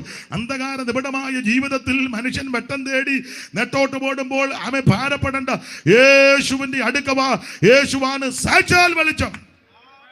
ആ ദിവ്യ വെളിച്ചം വന്നതുകൊണ്ട് എന്തെല്ലാം ഗുണമുണ്ടായി. ഇരുളുമൂടി എത്ര കുടുംബങ്ങൾ വിടുതല പ്രാപിച്ചു. മദ്യപാനവും വെറുക്കുത്തും അടിപിടിയും ലഹളയും ആമേൻ സ്വസ്ഥതയില്ലാതെ സമാധാനമില്ലാതെ ആത്മഹത്യക്ക് പോലും ഒരുങ്ങി എത്ര കുടുംബങ്ങൾ. കഞ്ഞിക്കകത്ത് വിഷം കലക്കി മക്കളും അമ്മയെല്ലാം കൂടെ കുടിച്ച ഒക്കുന്നെങ്കിൽ അപ്പനും കൊടുത്ത് കുടുംബമായിട്ട് ഞാകാൻ ഒരുങ്ങിയിരുന്ന എത്ര കുടുംബങ്ങൾ ഈ സുവിശേഷമാകുന്ന ദിവ്യവെളിച്ചം ആ കുടുംബത്തിൽ ചെന്നു. അങ്ങനെയുള്ള കുടുംബങ്ങൾ രക്ഷപ്പെട്ടില്ലേ? എത്രയോ വ്യക്തികൾ റെയിൽവേ പാളത്തിൽ തലവെക്കുവാൻ, പനാമറടിക്കുവാൻ, ആമൻ ഇവിടെയൊക്കെ ആണെങ്കിൽ ആമൻ ആറ്റിച്ചാടിച്ചാകാൻ, ആ ദൈവത്തിന് മഹത്വം, അല്ലെങ്കിൽ നാട് വിട്ടുവാൻ, റെയിൽവേ പാളത്തിൽ തലവെക്കുവാൻ, ആത്മഹത്യക്കായി ഒരുങ്ങി എത്ര വ്യക്തികൾ. എന്നാൽ ആത്മഹത്യക്ക് ഒരുങ്ങിയപ്പോഴാ യേശുവിന്റെ സുവിശേഷം കേട്ടത്. അങ്ങനെ അവർ ഈ മാർഗത്തിൽ വന്ന് അവരുടെ ജീവിതത്തിന്റെ ഇരുള് മാറി. ഒരിക്കൽ ഒരാൾ സാക്ഷ്യം പറഞ്ഞു, ദൈവത്തിന് മഹത്വം, ഞാൻ കുരുക്കിട്ടിയാകാൻ പ്ലാവേ കയറി. വലത്തെ കവട്ടെ കയറി നിന്ന് കുരുക്കെല്ലാം കൊണ്ടിട്ട് കഴുത്തേൽ വിട്ട് പ്ലാവിൻ്റെ വലത്തോട്ടുള്ള കവട്ടയിലിട്ട് മുറുക്കി എടുത്ത് ചാടാൻ ഒരുങ്ങിയപ്പോൾ പണ്ട് സൺഡേ സ്കൂളിൽ കേട്ടൊരു വാക്യം, ചാടിയില്ല, കുരുക്കഴിച്ചേച്ച് താഴെ ഇറങ്ങി. അപ്പം പണ്ട് സൺഡേ സ്കൂളിൽ കേട്ട വാക്യം പ്രയോജനം വന്നത് എപ്പോഴാ? പ്ലാവേ കയറിയപ്പം. പുള്ളി രക്ഷപ്പെട്ടു. എന്ന് പറഞ്ഞാൽ ഇന്ന് രാത്രി ഇവിടെ ഇരുന്ന് ഈ വചനം കേൾക്കുക, വചനം ഞാൻ പറയുകയാ. ചിലപ്പോൾ ഇന്ന് രാത്രി ക്രിയ ചെയ്തില്ലെങ്കിലും ആമേൻ കർത്താവ് വരാൻ താമസിച്ചാൽ ഈ വചനം ക്രിയ ചെയ്യും. ചില കുടുംബങ്ങൾക്ക് അത് വിടുതലാകും, ചില വ്യക്തികൾക്ക് അത് വിടുതലാകും. ഇതിന്റെ മുമ്പിൽ അധ്വാനിച്ച് പ്രവർത്തിച്ച് പ്രയത്നിച്ചവർക്ക് നഷ്ടം വരത്തില്ല. ഇത് സ്വർഗത്തിൽ നിന്നേക്കും ലാഭകരമാണ്. അപ്പോൾ ഈ സുവിശേഷത്തെ കൊണ്ടേ മാറ്റമുള്ളൂ. ഇത് ദിവ്യ വെളിച്ചമാണ്, ദൈവത്തിന്റെ മഹത്വം. അപ്പോൾ 8-ാം അധ്യായത്തിൽ സാക്ഷാൽ വെളിച്ചമാകുന്ന ക്രിസ്തു, 9-ാം അധ്യായത്തിൽ പിറവിയിലെ കുരുടനെ യേശു സൗഖ്യമാക്കി. 10-ാം അധ്യായത്തിൽ നല്ല ഇടയനാകുന്ന യേശു ആടുകൾക്ക് വേണ്ടി തന്റെ ജീവനെ കൊടുക്കുന്ന അവൻ നല്ല ഇടയൻ, ശ്രേഷ്ഠ ഇടയൻ, അവൻ ഇടയ ശ്രേഷ്ഠൻ, ദൈവത്തിന് മഹത്വം. അതാണ് 10-ാം അധ്യായം. 11, 12 അധ്യായം ചേർത്ത് പിടിച്ചാൽ നിങ്ങൾക്കറിയാം, മുമ്പേ ഓർപ്പിച്ചല്ലോ, നിങ്ങൾക്കും അറിയാം, മരിച്ച് 4 ദിവസമായി നാറ്റം വെച്ച ലാസറിനെ യേശു ഉയർപ്പിച്ചു. എന്ന് പറഞ്ഞാൽ യേശു കൊല്ലുന്ന ദൈവമല്ല, അവിടുന്ന് ജീവിപ്പിക്കുന്ന ദൈവമാണ്. യേശു ആരെയും കൊല്ലാൻ വന്നതല്ല, യേശു ചത്തവനെ ഉയർപ്പിക്കാൻ വന്നതാണ്. ഇന്ന് രാത്രി ആ കർത്താവ് നമ്മുടെ നടുവിലുണ്ട്. 11-ാം അധ്യായത്തിൽ നിങ്ങൾക്കറിയാൻ പഠിക്കുമ്പോൾ ഈ ഒരു ഭവനത്തെ പറ്റി കാണുക, ബഥാനിയിലെ ഭവനം. മറിയ, മാർത്ത, ലാസർ 3 പേരുടെ പേരായി എടുത്തു പറഞ്ഞേക്കുന്നത്. 1 മറിയ, 2 മാർത്ത, 3 ലാസർ, സഹോദരൻ ലാസർ. മറ്റ് വ്യക്തികളെ പറ്റിയൊന്നും അധികം വിസ്തരിച്ചിട്ടില്ല. എന്നാൽ വേദപഠിതാക്കളിൽ ചിലര് അഭിപ്രായപ്പെടുന്നത് ഇവരുടെ അപ്പൻ ശിമോൻ ആയിരുന്നെന്ന, കുഷ്ഠരോഗിയായ ശിമോൻ എന്ന് ചിലർ പറയുന്നു. ആയിക്കോട്ടെ, തർക്കിക്കണ്ട, ഇനി അത് പറഞ്ഞ് ഒരു വാദവും തർക്കവും ഒന്നും ഉണ്ടാകണ്ട, ദൈവത്തിന് മഹത്വം. അപ്പോൾ ഈ ഭവനം അനുഗ്രഹിക്കപ്പെട്ടൊരു ഭവനമാണ്, ദൈവത്തിന് മഹത്വം. യേശു പലപ്പോഴും ഈ ഭവനത്തിൽ വന്ന് വിശ്രമിക്കുകയും പാർക്കുകയും ചെയ്ത ഒരു ഭവനമാണ്. കാരണം യെരുശലേമിലേക്ക് വരുന്ന വഴിയാ ഈ ബഥാനിയ. ഞാൻ പോയിട്ടില്ല, അച്ഛൻ പോയിട്ടുണ്ട്, നിങ്ങൾ ആരും പോയില്ല, യേശുപ്പാസ്റ്ററും പോയില്ല, നമുക്കൊന്ന് പോകണം. അപ്പോൾ ഈ യെരുശലേമിലേക്ക് വരുന്ന വഴിക്ക് ബഥാനിയ. അപ്പോൾ ഒരു ചെറിയ ഇറക്കമൊക്കെ ഉണ്ടെന്നാ പറഞ്ഞത്, ഞാൻ കണ്ടിട്ടില്ല, പോയിട്ടുള്ളവർ പറഞ്ഞതാന്ന് തെറ്റിക്കാന്ന് ക്ഷമിക്കണേ. ഏതായാലും ഈ ഭവനത്തിൽ യേശു പല സന്ദർഭത്തിൽ വന്നു. യേശു ഇവിടെ പാർത്തിട്ടുണ്ട്. യേശുവിനെ ഈ ഭവനത്തിലുള്ളവരെ ശുശ്രൂഷിച്ചു.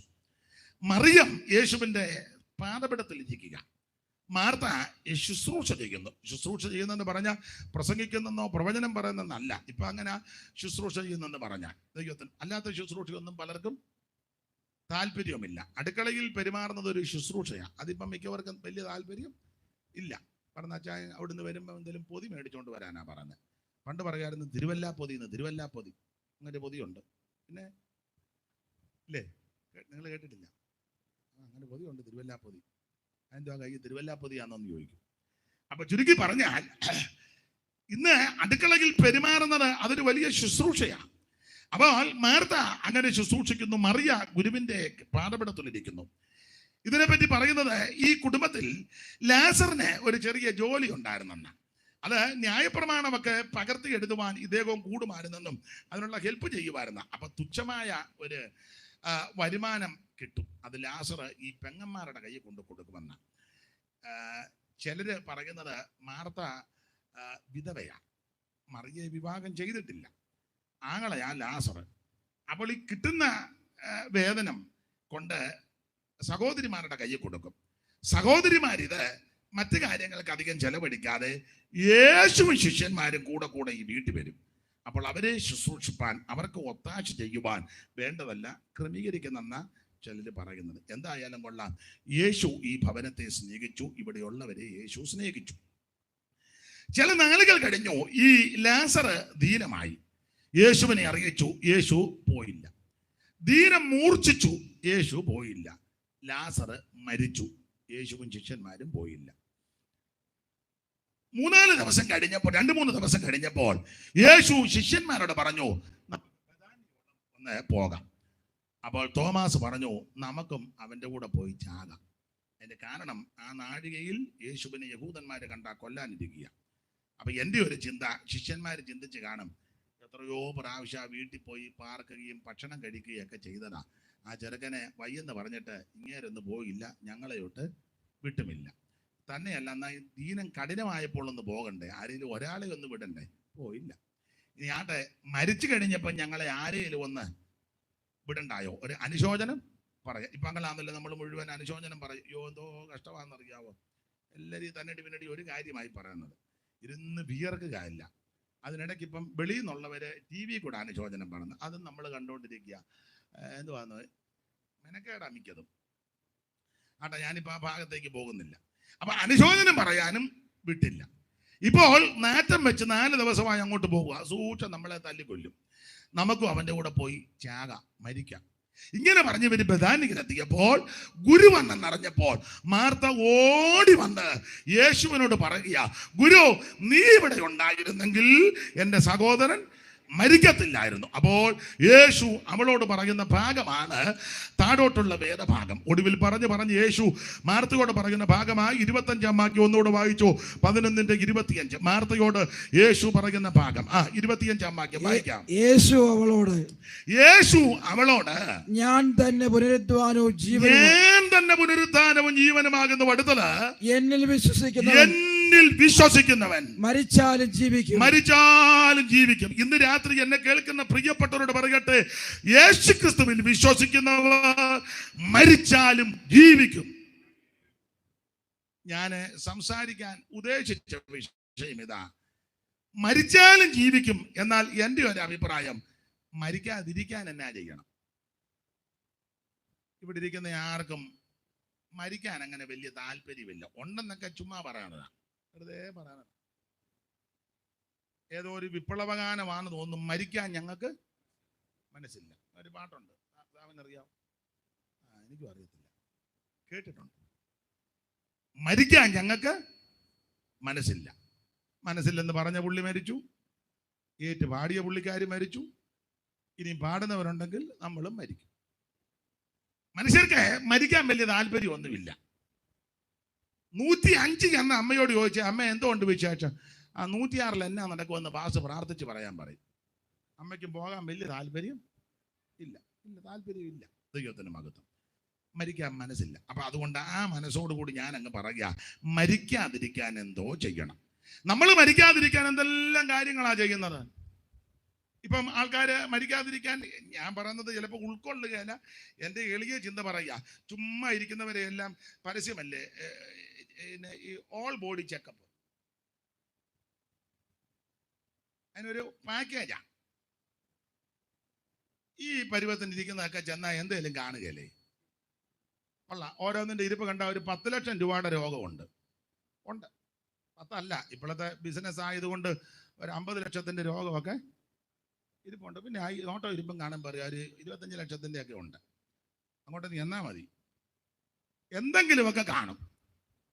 അപ്പോൾ ഇതൊക്കെ ബിസിനസ് അല്ലേ? ഞാൻ ആ ഭാഗത്തേക്ക് അധികം പോകുന്നില്ല. മനുഷ്യർക്ക് ആർക്കും മരിക്കാൻ താല്പര്യം. എന്തായി പോയി ചെക്കപ്പ് ചെയ്യുന്നത്? എന്തെങ്കിലും അപാകത ഉണ്ടെങ്കിൽ അത് ഉടനെ തന്നെ അടിയന്തരമായിട്ട് ക്രമീകരിക്കണം, ചികിത്സ ചെയ്യണം. ഞാൻ സഹിതം, നിങ്ങൾ സഹിതം രാവിലെ മിണ്ടാൻ നടക്കുന്ന കണ്ടിട്ടില്ലേ? മരിക്കാതിരിക്കാനാ. സ്തോത്രം. കണ്ടതും കൈ കിട്ടിയതെല്ലാം വലിച്ചു വാരി കഴിച്ചേച്ച് കുശാന്ന് കുത്തുന്ന ആൾക്കാരുണ്ട്. പേരും സ്ഥലവും ഞാൻ പറയുന്നില്ല. നമുക്കൊരു അച്ചാനുണ്ട് ഇവിടെ, മുഴുവൻ അരിപ്പക്കണ്ണി പോല. ഞാനിവിടെ ആഹാരം പുള്ളിയെ കപ്പ വേവിച്ചതും പിന്നെ പായസവും ജിലേബി എല്ലാം കഴിക്കും. കഴിച്ച എന്നോട് പറഞ്ഞ്, അനീഷേ ഏതായാലും ചാകും, ബനിയം പൊക്കെ വെച്ച് കുശാന്നാ കുത്തുന്നത്. എന്തിനാ അത് കുത്തുന്നത്? മരിക്കാതിരിക്കാനാ. നമ്മൾ വേറെ അതിന് ഉപാധിയൊക്കെ പറയും, ആർക്കും മരിക്കാൻ താല്പര്യമില്ല. അങ്ങനെയെങ്കിൽ ഇന്ന് രാത്രി നമ്മൾ ചിന്തിക്കാൻ പോകുന്ന വിഷയം, മരിക്കാതിരിക്കാൻ എന്തു ചെയ്യണം? ഞാൻ ഉദ്ദേശിക്കുന്നത് നിത്യമരണവും കൂടാ. നീ മറുവശം മരിക്കണം. തൊട്ട സമീപ ഭവനത്തിൽ ഒരു പിതാവ് കടന്നുപോയി, മരിക്കണം. ഞാൻ നിത്യമരണത്തെ ഉദ്ദേശിച്ചായി പറഞ്ഞത്. എന്നാൽ ഈ ലോകത്തിൽ ജീവിക്കുന്ന സകല ആൾക്കാരും മരിക്കണ്ടേ? ഞാൻ പണ്ട് നാമം ജപിക്കുമ്പോൾ ഒരു പദമുണ്ട്, മിക്കയിടത്തും ചൊല്ലും, നിങ്ങൾക്കറിയാം, കരളിൽ വിവേകം കൂടാതെ കണ്ട് അരനിമിഷം പത കളയരുതാരും, മരണം വരുമിനി എന്ന് നിനച്ചിക മരുവുക സതതം നാരായണ ജയാന്ന. മരണം വരും, പണ്ട് ചൊല്ലിട്ടുള്ളത്. കുന്നുകൾ പോലെ ധനമുണ്ടാകിലും ഇന്ദ്രനു സമമായി വാണിടുകിലും ഒന്നുരിയാടുവതിന്നിട കിട്ട വന്നാൽ യമഭടർ. അപ്പം യമകിങ്കരന്മാർ വരുമ്പോൾ ഒരക്ഷരം പോലും ഉരിയാടാൻ അനുവദിക്കാതെ നിന്നെ അറസ്റ്റ് ചെയ്ത് കൊണ്ടുപോകും. മരിക്കണം. അല്ല, മരിച്ചില്ലേ പ്രശ്നമാണ്. ഈ ഇരിക്കുന്നവെല്ലാം കൂടെ മരിക്കാതിരുന്നാലോ? മരിക്കാതിരുന്ന അതും പ്രശ്നമാണ്. പിന്നെ നമ്മൾ ചില വീടുകളിലൊക്കെ ചെല്ലുമ്പം ചില സഹോദരന്മാരും ഒക്കെ പറയും, പാസ്റ്റേ അപ്പച്ചന് വേണ്ടി പ്രാർത്ഥിക്കണം, ദൈവഹിതം നിറവേണം, അധികം കഷ്ടപ്പെടാതെ. അപ്പം നമ്മളോർക്കും അകത്ത് കിടപ്പാണ്. അപ്പച്ചൻ എന്ത്? അപ്പച്ചൻ ചന്തയിൽ പോയിരിക്കുക ചില സാധനം മേടിക്കാൻ. പയർ പോലെ ഓടി കിടക്കുന്ന അപ്പനെ പറ്റിയാ പറഞ്ഞത്, അധികം കഷ്ടപ്പെടാതെ. അപ്പച്ചൻ എന്നാലും 2 കൈ ബിഷോപ്പറുമായിട്ട് ഓടിയാ വരുന്നത്. ആ അപ്പനെ പറ്റിയാ പറയുന്നത്, അധികം കഷ്ടപ്പെടാതെ. അങ്ങനെയൊക്കെയുള്ള ആൾക്കാരുണ്ട്. അപ്പൊ മരിച്ചില്ലേ പ്രശ്നമാണ്. ഇവിടെ ഇരിക്കുന്ന ആൾക്കാരെല്ലാം കൂടെ മരിച്ചില്ലെങ്കിലോ? മരിച്ചില്ലേ പ്രശ്നമാണ്. പണ്ട് സ്കൂളിൽ പഠിച്ചൊരു കവിത ഞാൻ എല്ലായിടത്തും പറയാം, കാലൻ ഇല്ലാത്ത കാലം. കാലൻ ഇങ്ങോട്ട് വരുന്നില്ല. കാലം വരാത്ത കൊണ്ട് ഒരെണ്ണം ഇവിടുന്ന് പോകുന്നില്ല, മുഴുവൻ കുത്തിയിരിക്കുക.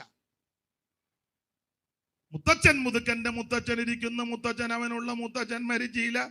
500 വയസ്സുള്ള ഒരു അപ്പൂപ്പന്മാരും ഇപ്പോൾ കുഞ്ഞായിട്ടിരിക്കുന്നു. അപ്പൂപ്പൻ അവർക്കുണ്ട്. 500 വയസ്സുള്ള പുള്ളി കുഞ്ഞായിട്ടിരിക്കുന്ന പുള്ളിയുടെ അപ്പൂപ്പനുണ്ടെന്ന്. കുഞ്ഞുഞ്ഞിന്റെ അപ്പൂപ്പനല്ല, 500 വയസ്സുള്ള കുഞ്ഞ് കളിച്ചിരിക്കുന്നത്. ഇപ്പോൾ നമ്മളുടെ കുഞ്ഞ് കളിച്ച് നടക്കുന്ന ആൾക്കാരുണ്ട്, വിസ്തരിക്കുന്നില്ല. 500 വയസ്സുള്ള ഒരു അപ്പൂപ്പന്മാരും ഇപ്പോൾ കുഞ്ഞായിട്ടിരിക്കുന്നു. അപ്പൂപ്പൻ അവർക്കൊണ്ട് കഞ്ഞിക്ക് വകയില്ല, കഴിക്കാനും കുടിക്കാനും ഒന്നുമില്ല. കഞ്ഞിക്ക് വകയില്ല. വീടുകൾ ഓരോയിടത്തും കുഞ്ഞുങ്ങൾക്ക് 8-10 പറയരി കൊണ്ടുപോരാ, 10-100 പറ വെച്ചാൽ മുതുക്കന്മാർക്ക് അതുകൊണ്ടങ്ങ് എത്രമാത്രം 2 തെറ്റ് വിളമ്പുമ്പോ എത്തുമല്ല. ഈ ചാകാതിരിക്കുന്നതെല്ലാം കഞ്ഞി വിളമ്പുമ്പം ഓടി വരും. നമ്മുടെ ചില കല്യാണ ശുശ്രൂഷ കണ്ടില്ലേ, വചന ശുശ്രൂഷയിൽ ആരും കാണുകയില്ല. അത് ഷട്ടർ പൊക്കുമ്പോൾ നേരത്തെ കുറെ എണ്ണം ഓൾറെഡി ഉണ്ട്, പിന്നെ ബാക്കിയെല്ലാം മടമുഖത്ത് മീൻ നിൽക്കുന്നത് പോലെ ഈ ഏരിയക്കാർക്ക് പിടി കിട്ടും. അപ്പൊ എന്തായാലും കൊള്ളാം, മരിച്ചില്ലെങ്കിൽ അത് പ്രശ്നമാണ്. അപ്പൊ മരിക്കണം. എന്നാൽ ഇന്ന് രാത്രി ഞാൻ നിത്യമരണത്തെ ഉദ്ദേശിച്ചാണ് എൻ്റെ ചിന്ത. അങ്ങനെ നിത്യമായി ആ നിത്യമരണത്തിൽ അകപ്പെട്ടു പോകാതിരിക്കാൻ, ഒന്നുകൂടെ തെളിച്ചു പറഞ്ഞാൽ മരിക്കാതിരിക്കാൻ എന്തോ ചെയ്യണം. ദൈവത്തിന് മകത്ത 1-2 വാക്യങ്ങളൊന്ന് വായിച്ച് സഹായിക്കാം. മരിക്കാതിരിക്കാൻ എന്തോ ചെയ്യണം. എന്നിൽ വിശ്വസിക്കുന്നവൻ മരിച്ചാലും ജീവിക്കും, നിത്യജീവൻ ലഭിക്കും. അപ്പോൾ ആ നിത്യമരണത്തിൽ അകപ്പെടാതിരിക്കാൻ എന്ത് ചെയ്യണം? വായിക്കാം. ആ ഉൽപ്പത്തി പുസ്തകം 42-ാം അധ്യായത്തിന്റെ 2-3 തിരുവെടുത്തുകൾ വായിക്കാം. ഉൽപ്പത്തി 42-ന്റെ 2-3 തിരുവെടുത്തുകൾ വായിച്ച് സഹായിക്കണമെന്ന് അപേക്ഷിക്കുന്നു. മിസ്രൈമിൽ ധാന്യമുണ്ട് എന്ന് ഞാൻ കേട്ടിരിക്കുന്നു, നാം മരിക്കാതെ ജീവിച്ചിരിക്കേണ്ടത്. മിസ്രൈമിൽ ധാന്യമുണ്ടെന്ന് ഞാൻ കേട്ടിരിക്കുന്നു. അടുത്തത്, നാം മരിക്കാതെ ജീവിച്ചിരിക്കേണ്ടതിന് അവിടെ ചെന്ന് അവിടെ നിന്ന് നമുക്ക് ധാന്യം കൈക്കൊള്ളണം. ഇന്ന് രാത്രി എന്നെ കേൾക്കുന്ന പ്രിയ മോനെ, നീ അവിടെ ഇരിക്കാൻ, നീ പോകരുത്. യോഗം കഴിഞ്ഞാൽ പോകാവുള്ളൂ. എന്നോടൊരു കാര്യം പറയാനുണ്ട്. അപ്പൊ ശ്രദ്ധിച്ചേ, മരിക്കാതിരിക്കാൻ എന്തോ ചെയ്യണം.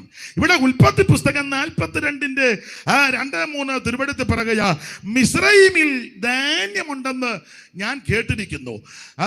നമ്മൾ അല്ലെങ്കിൽ നിങ്ങൾ ഞങ്ങൾ മരിച്ചു പോകാതിരിക്കേണ്ടതിന് അവിടെ ചെന്ന് ധാന്യം കൊള്ളണം. ഇത് ഗോത്രപിതാവാകുന്ന യാക്കോബ് തൻ്റെ പുത്രന്മാരോട് പറയുന്ന പ്രധാനപ്പെട്ട ഒരു കാര്യമാണ്.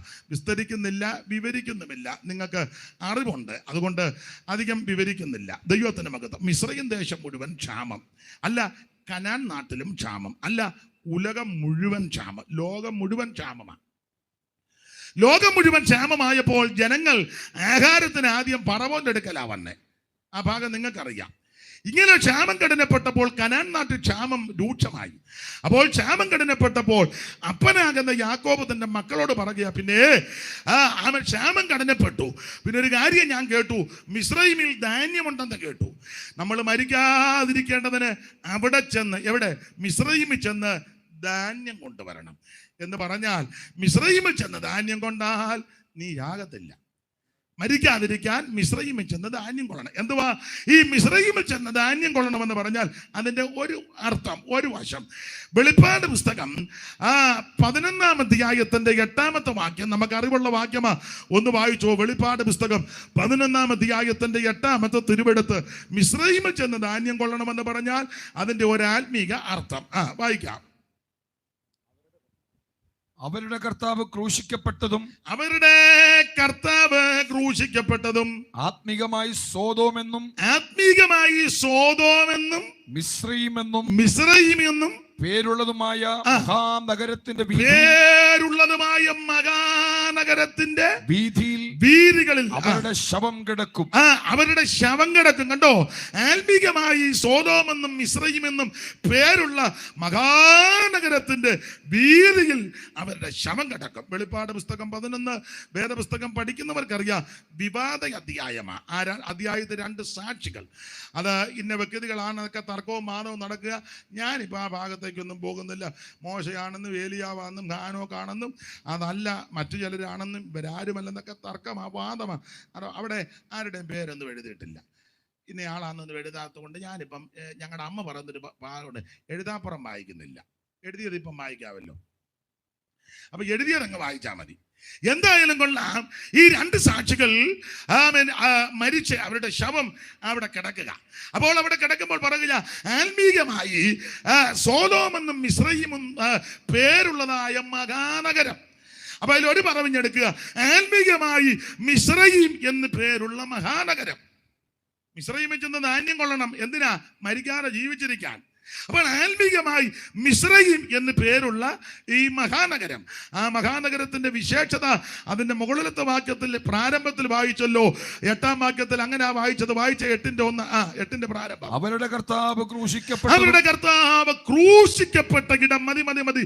അപ്പൊ ആത്മീകമായി മിസ്രയീം എന്ന് പറഞ്ഞാൽ അവരുടെ കർത്താവ് ക്രൂശിക്കപ്പെട്ട സ്ഥലം.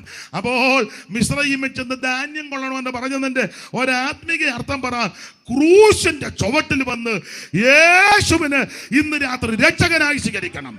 മറ്റൊരു തലലും രക്ഷയില്ല. നാം രക്ഷിക്കപ്പെടുവാൻ ആകാശത്തിന് കീഴിൽ മനുഷ്യരുടെ ഇടയിൽ നൽകപ്പെട്ട ഒരേ ഒരു നാമം, അത് നസറയനാകുന്ന യേശു ക്രിസ്തുവിന്റെ പരിശുദ്ധ നാമം. എല്ലാ നാമത്തിലും മേലായ നാമം, രോഗികൾ സൗഖ്യമാകുന്ന നാമം, ഭൂതങ്ങൾ വിട്ടുപോകുന്ന നാമം, അവൻ മുടന്തർ നടക്കുന്ന നാമം, അവൻ ബന്ധനസ്ഥർ വിടുതൽ പ്രാപിക്കുന്ന നാമം, പാപം മോചിക്കുന്ന നാമം, എല്ലാ നാമത്തിലും മേലായ നാമം. സ്വർലോകരുടെയും ഭൂലോകരുടെയും അധോലോകരുടെ മുഴങ്കാലുകൾ മടങ്ങുന്ന വിറയ്ക്കുന്ന പരിശുദ്ധ നാമം. ഇത് പരിമള നാമം, ഇത് സുഗന്ധം വീശുന്ന നാമം, ഇത് അവൻ സന്തോഷമുളവാക്കുന്ന നാമം. ഇന്ന് രാത്രി ഈ നാമമാണ് യേശുവിന്റെ നാമം. മരിക്കാതെ ജീവിച്ചിരിക്കാൻ ചെയ്യേണ്ട ഒന്നാമത്തെ കാര്യം, മിസ്രയീമിൽ ചെന്ന് ധാന്യം കൊള്ളണം. മിസ്രയീം എന്ന് പറയുമ്പോൾ ആത്മീകമായി മിസ്രയീം എന്ന് പറഞ്ഞാൽ അവിടെ മിസ്രയീമിന്റെ പ്രത്യേകത അവരുടെ കർത്താവ് ക്രൂശിക്കപ്പെട്ട ഇടമാണ്. ഇന്ന് രാത്രി എന്നെ കേൾക്കുന്ന ബഹുമാന്യരായ എൻ്റെ പ്രിയപ്പെട്ടവരുടെ സമീപവാസികളുടെ ശബ്ദപരിധിയിൽ ശ്രദ്ധിക്കുന്ന ബഹുമാന്യരായ എല്ലാവരോടും ഓർപ്പിക്കട്ടെ, നിത്യമരണത്തിൽ അകപ്പെട്ടു പോകാതിരിക്കാൻ ചെയ്യേണ്ട പ്രധാനപ്പെട്ട ഒരേ ഒരു കാര്യം, ക്രൂശിന്റെ ചുവട്ടിൽ വന്ന് യേശുവിനെ രക്ഷിതാവായി സ്വീകരിക്കണം. ഒരു വ്യത്യാസവുമില്ല. എല്ലാവരും പാപം ചെയ്ത് ദൈവതേജസ് നഷ്ടപ്പെടുത്തി. ഒരു വ്യത്യാസവുമില്ല. അങ്ങനെ പാപികളാകുന്ന മനുഷ്യനെ രക്ഷിക്കണമെങ്കിൽ പാപമുള്ളവരെ കൊണ്ടൊക്കത്തില്ല. ആദാമി കുലത്തിൽപ്പെട്ട സകലരും പാപികളാ, എന്നാൽ പാപമില്ലാത്ത ഒരുവൻ മരണം. അതുകൊണ്ടാണ് സ്വർഗമഹിമകൾ വെടിഞ്ഞ് പാപമില്ലാത്ത പരിശുദ്ധനാകുന്ന ക്രിസ്തു നരവേഷമെടുത്ത് ഈ ഭൂമിയിലേക്ക് വന്നത്. എന്തിന്? പാപികളാകുന്ന മനുഷ്യവർഗത്തെ രക്ഷിക്കുവാൻ.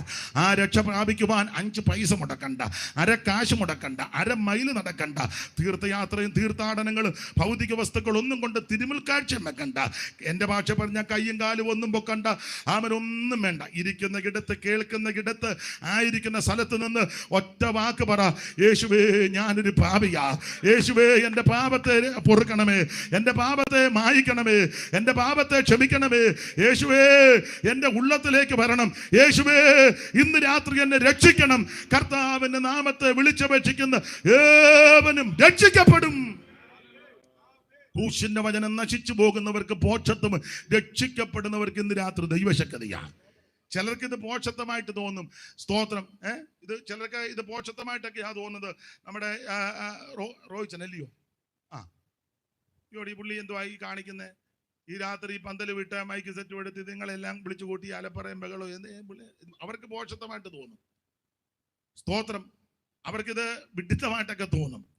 ഈ സന്ധ്യക്ക് ഇത്രയും പേര് കൂടി കൈയടിക്കുകയും പാടുകയും ആണ്ട് മാക്രിയുടെ ശബ്ദം പോലൊരുത്തം വന്ന് പ്രസംഗിക്കുകയും ചെയ്ത് കിറാന്നാ പറയുന്നത്. എന്തുവാന്നോ, പാടുകാന്നോ പറയുകയാന്നോ, ഇതൊക്കെ ചിലക്ക് പോഷത്വമായിട്ട് തോന്നും. പക്ഷെ ഒരു കാര്യം പറയാം, ഇത് രക്ഷിക്കപ്പെടാത്തവർക്ക് പോഷത്വമാ, രക്ഷിക്കപ്പെട്ടവർക്ക് ദൈവശക്തിയാണ്. ഇന്ന് രാത്രി ഇതിന്റെ പിമ്പിൽ അധ്വാനിക്കുന്നവരോട് പറയട്ടെ, ഇത് നഷ്ടമല്ല, ഇത് പോഷത്വമല്ല, ഇത് സ്വർഗത്തിൽ പ്രതിഫലമുള്ള വിഷയമാണ്. ഇന്ന് രാത്രി നിത്യമരണത്തിൽ അകപ്പെടാതിരിക്കാൻ ചെയ്യേണ്ട ഒന്നാമത്തെ കാര്യം, മരിക്കാതിരിക്കാൻ എന്ന് പറഞ്ഞാൽ ജീവിച്ചിരിക്കാൻ ചെയ്യേണ്ട ഒന്നാമത്തെ കാര്യം, ക്രൂശിന്റെ ചുവട്ടിൽ വന്ന് യേശുവിനെ രക്ഷിതാവായി സ്വീകരിക്കണം. അതിനൊരു മുടക്കമില്ല. ഒറ്റ വാക്ക് നീ ദൈവത്തോട് പറഞ്ഞാൽ മതി, ഇന്ന് രാത്രി യേശു നിന്നെ രക്ഷിക്കും. ഓടിച്ച് പറയാം. 2, മരിക്കാതെ ജീവിച്ചിരിക്കാൻ എന്തോ ചെയ്യണം. മരിക്കാതെ ജീവിച്ചിരിക്കാൻ വായിച്ചേ, പുറപ്പാട് പുസ്തകം 30-ാം അധ്യായത്തിന്റെ 20-ാമത്തെ വാക്യം വായിച്ചേ. പുറപ്പാട് 30:20. പുറപ്പാട് 30:20. പെട്ടെന്നൊന്ന് വായിക്കാം. അവർ സമാഗമന കൂടാരത്തിൽ കടക്കയോ യഹോവയ്ക്ക് ദഹനയാഗം കഴിക്കേണ്ടതിന്, അവർ സമാഗമന കൂടാരത്തിൽ കടക്കുകയോ യഹോവയ്ക്ക് ദഹനയാഗം അർപ്പിക്കുകയോ, ദഹനയാഗം കഴിക്കേണ്ടതിന് യാഗപീഠത്തിൽ ശുശ്രൂഷിപ്പാൻ ചെല്ലുകയോ ചെയ്യുമ്പോൾ, ചെല്ലുകയോ ചെയ്യുമ്പോൾ മരിക്കാതിരിക്കേണ്ടതിന് വെള്ളം കൊണ്ട് കഴുകണം. മതി. മനസ്സിലാകുന്ന ഭാഷയെ പറയാം. 1, മരിക്കാതിരിക്കണമെങ്കിൽ ക്രൂശിന്റെ ചുവട്ടിൽ വന്ന് യേശുവിനെ രക്ഷിതാവായി സ്വീകരിക്കണം. പൈസ മുടക്കൊന്നുമില്ല. മുമ്പേ പറഞ്ഞ വാചകം പറഞ്ഞാൽ മതി, നീ രക്ഷിക്കപ്പെടും. ഇനി അങ്ങനെ രക്ഷിക്കപ്പെട്ടവർ നിത്യമരണത്തിൽ അകപ്പെടാതിരിക്കാൻ ഇവിടെ ഒരു പ്രയോഗമാ, മരിക്കാതിരിക്കേണ്ടതിന് വെള്ളം കൊണ്ട് കഴുകണം. ഞാനത് എൻ്റെ രീതിയിൽ അങ്ങ് പറയുക. മരിക്കാതിരിക്കാൻ ചെയ്യേണ്ട 2-ാമത്തെ കാര്യം, വെള്ളം കൊണ്ടൊരു പരിപാടിയുണ്ട്. അതെങ്ങനെയാന്ന് ചോദിച്ചാൽ ഒറ്റ വാക്കി പറഞ്ഞാൽ വെള്ളത്തിൽ മുങ്ങി സ്നാനപ്പെടണം. ഒരു ദിവസത്തെ യോഗമായതുകൊണ്ട് ഇത് പറയാതിരിക്കാൻ പറ്റത്തില്ല. ഇത് പറഞ്ഞേ ഒക്കൂ, ഇല്ലേ അവിടെ ചെല്ലുമ്പോൾ എന്നെ പിടികൂടും. വെള്ളം കൊണ്ടൊരു പരിപാടിയുണ്ട്. വെള്ളം അത്യാവശ്യമാണല്ലോ, ഒഴിച്ചുകൂടാൻ പറ്റാത്ത വിഷയമാണല്ലോ. അപ്പോൾ വെള്ളം കൊണ്ട് കഴുകണം. വെള്ളത്തിൽ കൂടി രക്ഷ പ്രാപിച്ചെന്ന പുസ്തകത്തിലെ വാക്യം. അപ്പോൾ രക്ഷപ്പെടാനുള്ളൊരു മാർഗമാണ്. ആ പെട്ടകത്തിൽ അല്പജനം 8 പേര് അവർ വെള്ളത്തിൽ കൂടി രക്ഷ പ്രാപിച്ചു. അടുത്ത പദം, ഇത് സ്നാനത്തിന് മനഃപൂർവ്വം പറയാഞ്ഞതാണോ, ഞാനൊന്ന് കുഴയുന്നെങ്കിൽ കുഴഞ്ഞോട്ടെന്ന് ഓർത്താണോ, അതോ ശ്രദ്ധിക്കാഞ്ഞതാണോ? അങ്ങനെ ഞാൻ കുഴയല്ല. സ്തോത്രം. അപ്പൊ ശ്രദ്ധിക്കുക, ആ പെട്ടകത്തിൽ അല്പജനം 8 പേര് വെള്ളത്തിൽ കൂടി രക്ഷ പ്രാപിച്ചു. ഇത് സ്നാനത്തിനൊരു മുൻകുറി. അങ്ങനെയെങ്കിൽ എന്നെ കേൾക്കുന്ന ബഹുമാന്യരായ പ്രിയപ്പെട്ടവരോട് പറയട്ടെ, നീ ജീവിച്ചിരിക്കുവാൻ മരിക്കാതിരിക്കാൻ ചെയ്യേണ്ട 2-ാമത്തെ കാര്യം ഒറ്റ വാക്കിൽ മനസ്സിലാകുന്ന ഭാഷയെ പറയാ, വെള്ളത്തിൽ ഇറങ്ങി മുങ്ങി സ്നാനപ്പെടണം. അതെങ്ങനെയാന്ന് ചോദിച്ചാൽ പിതാവിൻ്റെയും പുത്രന്റെയും പരിശുദ്ധാത്മാവിന്റെ നാമത്തിൽ സ്നാനപ്പെടണം. സ്നാനമോ ജഡത്തിന്റെ അഴുക്ക് കളയാനല്ല, ദൈവത്തോട് നല്ല മനസാക്ഷിക്കാം. ഇത് ദൈവത്തിന്റെ നീതിയാണ്. അതാണല്ലോ യേശു യോഹന്നാൻ സ്നാപകനോട് പറഞ്ഞത്, ഇങ്ങനെ സകല നീതിയും നിവർത്തിക്കുന്നത് നമുക്ക് ഉചിതം. ഇത് ദൈവത്തിന്റെ നീതിയാണ്. മാത്രമല്ല, ഈ സ്നാനപ്പെടുമ്പോൾ വെള്ളം നമുക്ക് വേണ്ടി സാക്ഷി പറയും. സാക്ഷി പറയുന്നവര് 3 പേരാ. രക്തം, ആത്മാവ്, ജലം, ഈ മൂന്നും സാക്ഷി പറയും. അപ്പോൾ ഒരുവൻ വെള്ളത്തിൽ മുങ്ങി യേശുവിന്റെ ആ മരണ അടക്ക പുനരുത്ഥാനത്തോട് ഏകീഭവിക്കുന്ന ആ കർമ്മം വെള്ളം കൊണ്ട് അനുഷ്ഠിക്കുമ്പോൾ ഈ വെള്ളം നിനക്ക് വേണ്ടി സാക്ഷി പറയും. ഭൂമിയിൽ മൂവരല്ലോ സാക്ഷ്യം പറവതോർത്താൽ, ഭൂമിയിൽ മൂവരല്ലോ സാക്ഷ്യം പറവതോർത്താൽ, ആത്മാവ് വെള്ളമതും പിന്നീട് ശോണിതവും, ആത്മാവ് വെള്ളമതും പിന്നീട് ശോണിതവും, ഇവയിൽ വെള്ളമത്രേ സാക്ഷ്യം വാങ്ങിപ്പതി സമയേ, ഇവയിൽ വെള്ളമത്രേ സാക്ഷ്യം വാങ്ങിപ്പതി സമയേ.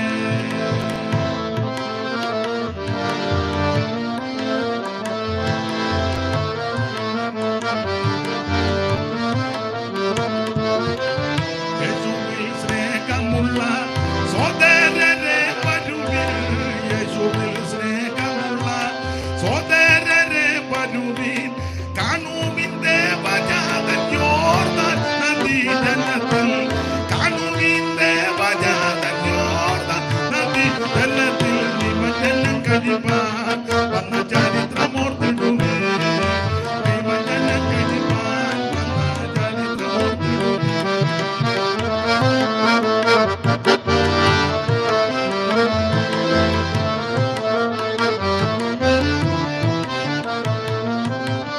വെള്ളിക്ക് തോൽവി നൽകും വെള്ളത്തിരക്കടിയിൽ, വെള്ളിക്ക് തോൽവി നൽകും വെള്ളത്തിരക്കടിയിൽ, കൊള്ളിച്ചു മുൻകടിഞ്ഞ കൊല്ലങ്ങളാകയവൻ, കൊള്ളിച്ചു മുൻകടിഞ്ഞ കൊല്ലങ്ങളാകയവൻ.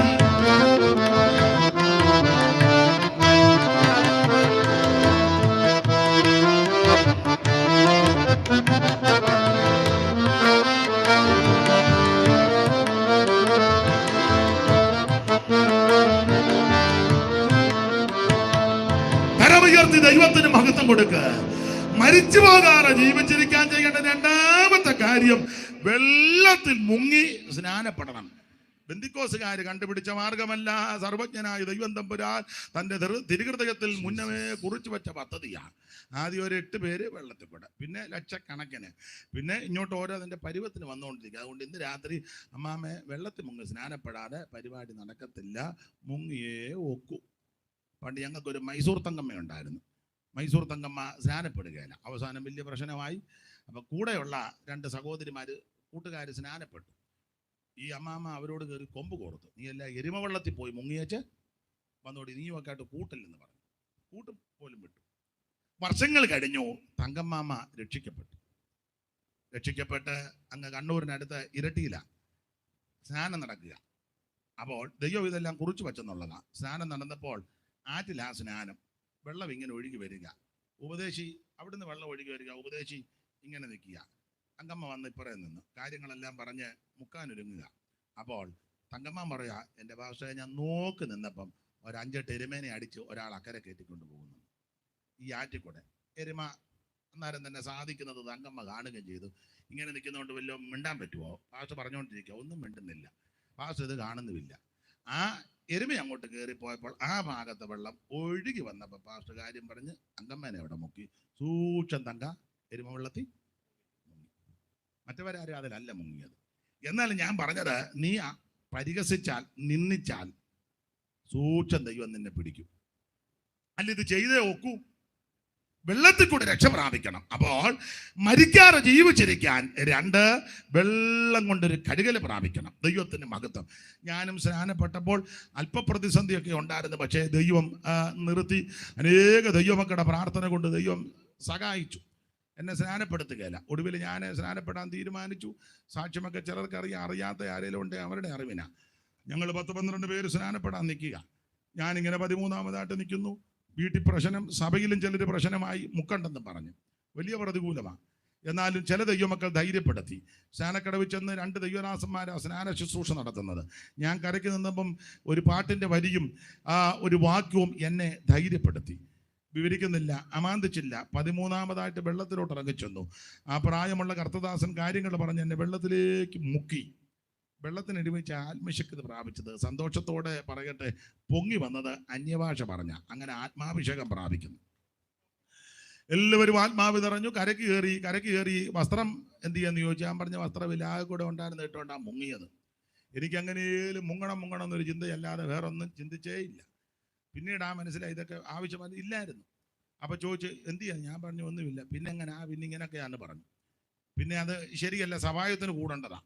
അപ്പൊ അവിടെ നിന്ന് നടന്നു വരണം സഭാകുളിലോട്ട്. പണ്ടൊക്കെ അങ്ങനെ നടന്നു പോയി സ്നാനപ്പെടുകയും തമ്പൂറും ഒക്കെ അടിച്ച്. ഇപ്പൊ അങ്ങനൊന്നും ഇല്ല. ഇപ്പൊ അങ്ങനെയുള്ള സ്നാനം കാണുന്നേ ഇല്ല. പിന്നെ ആകെ കൂടെ കാണുന്നത് ഹോളിൽ നിന്ന് തമ്പേറടിച്ച് ഹോളിന് അവിടെ ഒരു ചെറിയ സ്നാനത്തോട്ട് ഒരു ചെറിയ കുഴിയുണ്ട്. മിക്കതും ഹോളിന് സ്റ്റേജിൽ തന്നെ കുഴി. അത് മിക്കവാറും സ്നാനവും നടക്കും, അല്ലാതെ അതിനകത്ത് ഇടാൻ ആൾക്കാർ ഒരുങ്ങിയിരിക്കുന്നുണ്ട്. അത് പോട്ടെ, നമ്മുടെ വിഷയം അല്ല. അപ്പൊ എന്തായാലും പണ്ട് തമ്പൂറും ഒക്കെ അടിച്ച് ആറ്റിലോ തോട്ടിലൊക്കെ പോയാ മുക്കുന്നത്. ഞാൻ അങ്ങനെ മുങ്ങിയത്.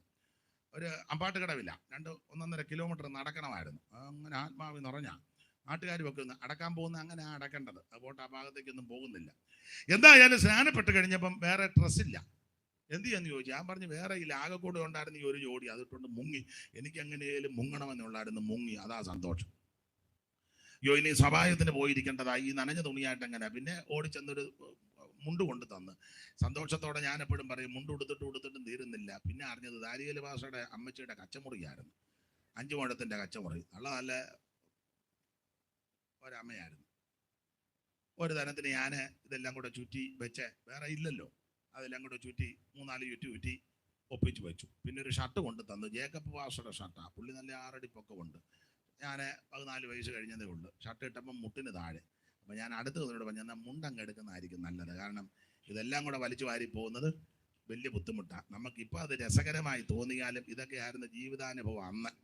പക്ഷെ ദോഷമൊന്നും വന്നില്ല, ഒരു ദോഷവും വന്നില്ല. സഭാപ്രസംഗി 8-ാം അധ്യായത്തിന്റെ 5-ൽ ഇങ്ങനൊരു പ്രമാണമുണ്ട്, ഒരു വാക്യമുണ്ട്. കൽപ്പന പ്രമാണിക്കുന്നവന് ഒരു ദോഷവും സംഭവിക്കത്തില്ല. നീ ദൈവത്തിന്റെ കൽപ്പനയാകുന്ന ഈ കർമ്മം അനുഷ്ഠിച്ചാൽ, ആചരിച്ചാൽ നിനക്ക് നിന്റെ സന്തതിക്കും ഒരു ദോഷവും വരികയില്ല.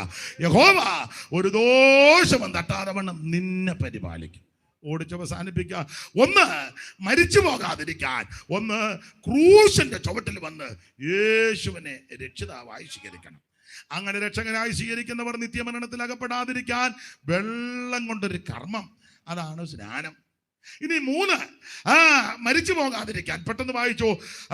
പുറപ്പാട് പുസ്തകം തന്നെ 28-ാം അധ്യായത്തിന്റെ 35-ാമത്തെ വാക്യം വായിക്കാം. പുറപ്പാട് 28:35. വേഗത്തിൽ. ശുശ്രൂഷ ചെയ്യുകയിൽ അഹരോൻ അത് ധരിക്കണം. പിന്നെ യഹോവയുടെ മുൻപാകെ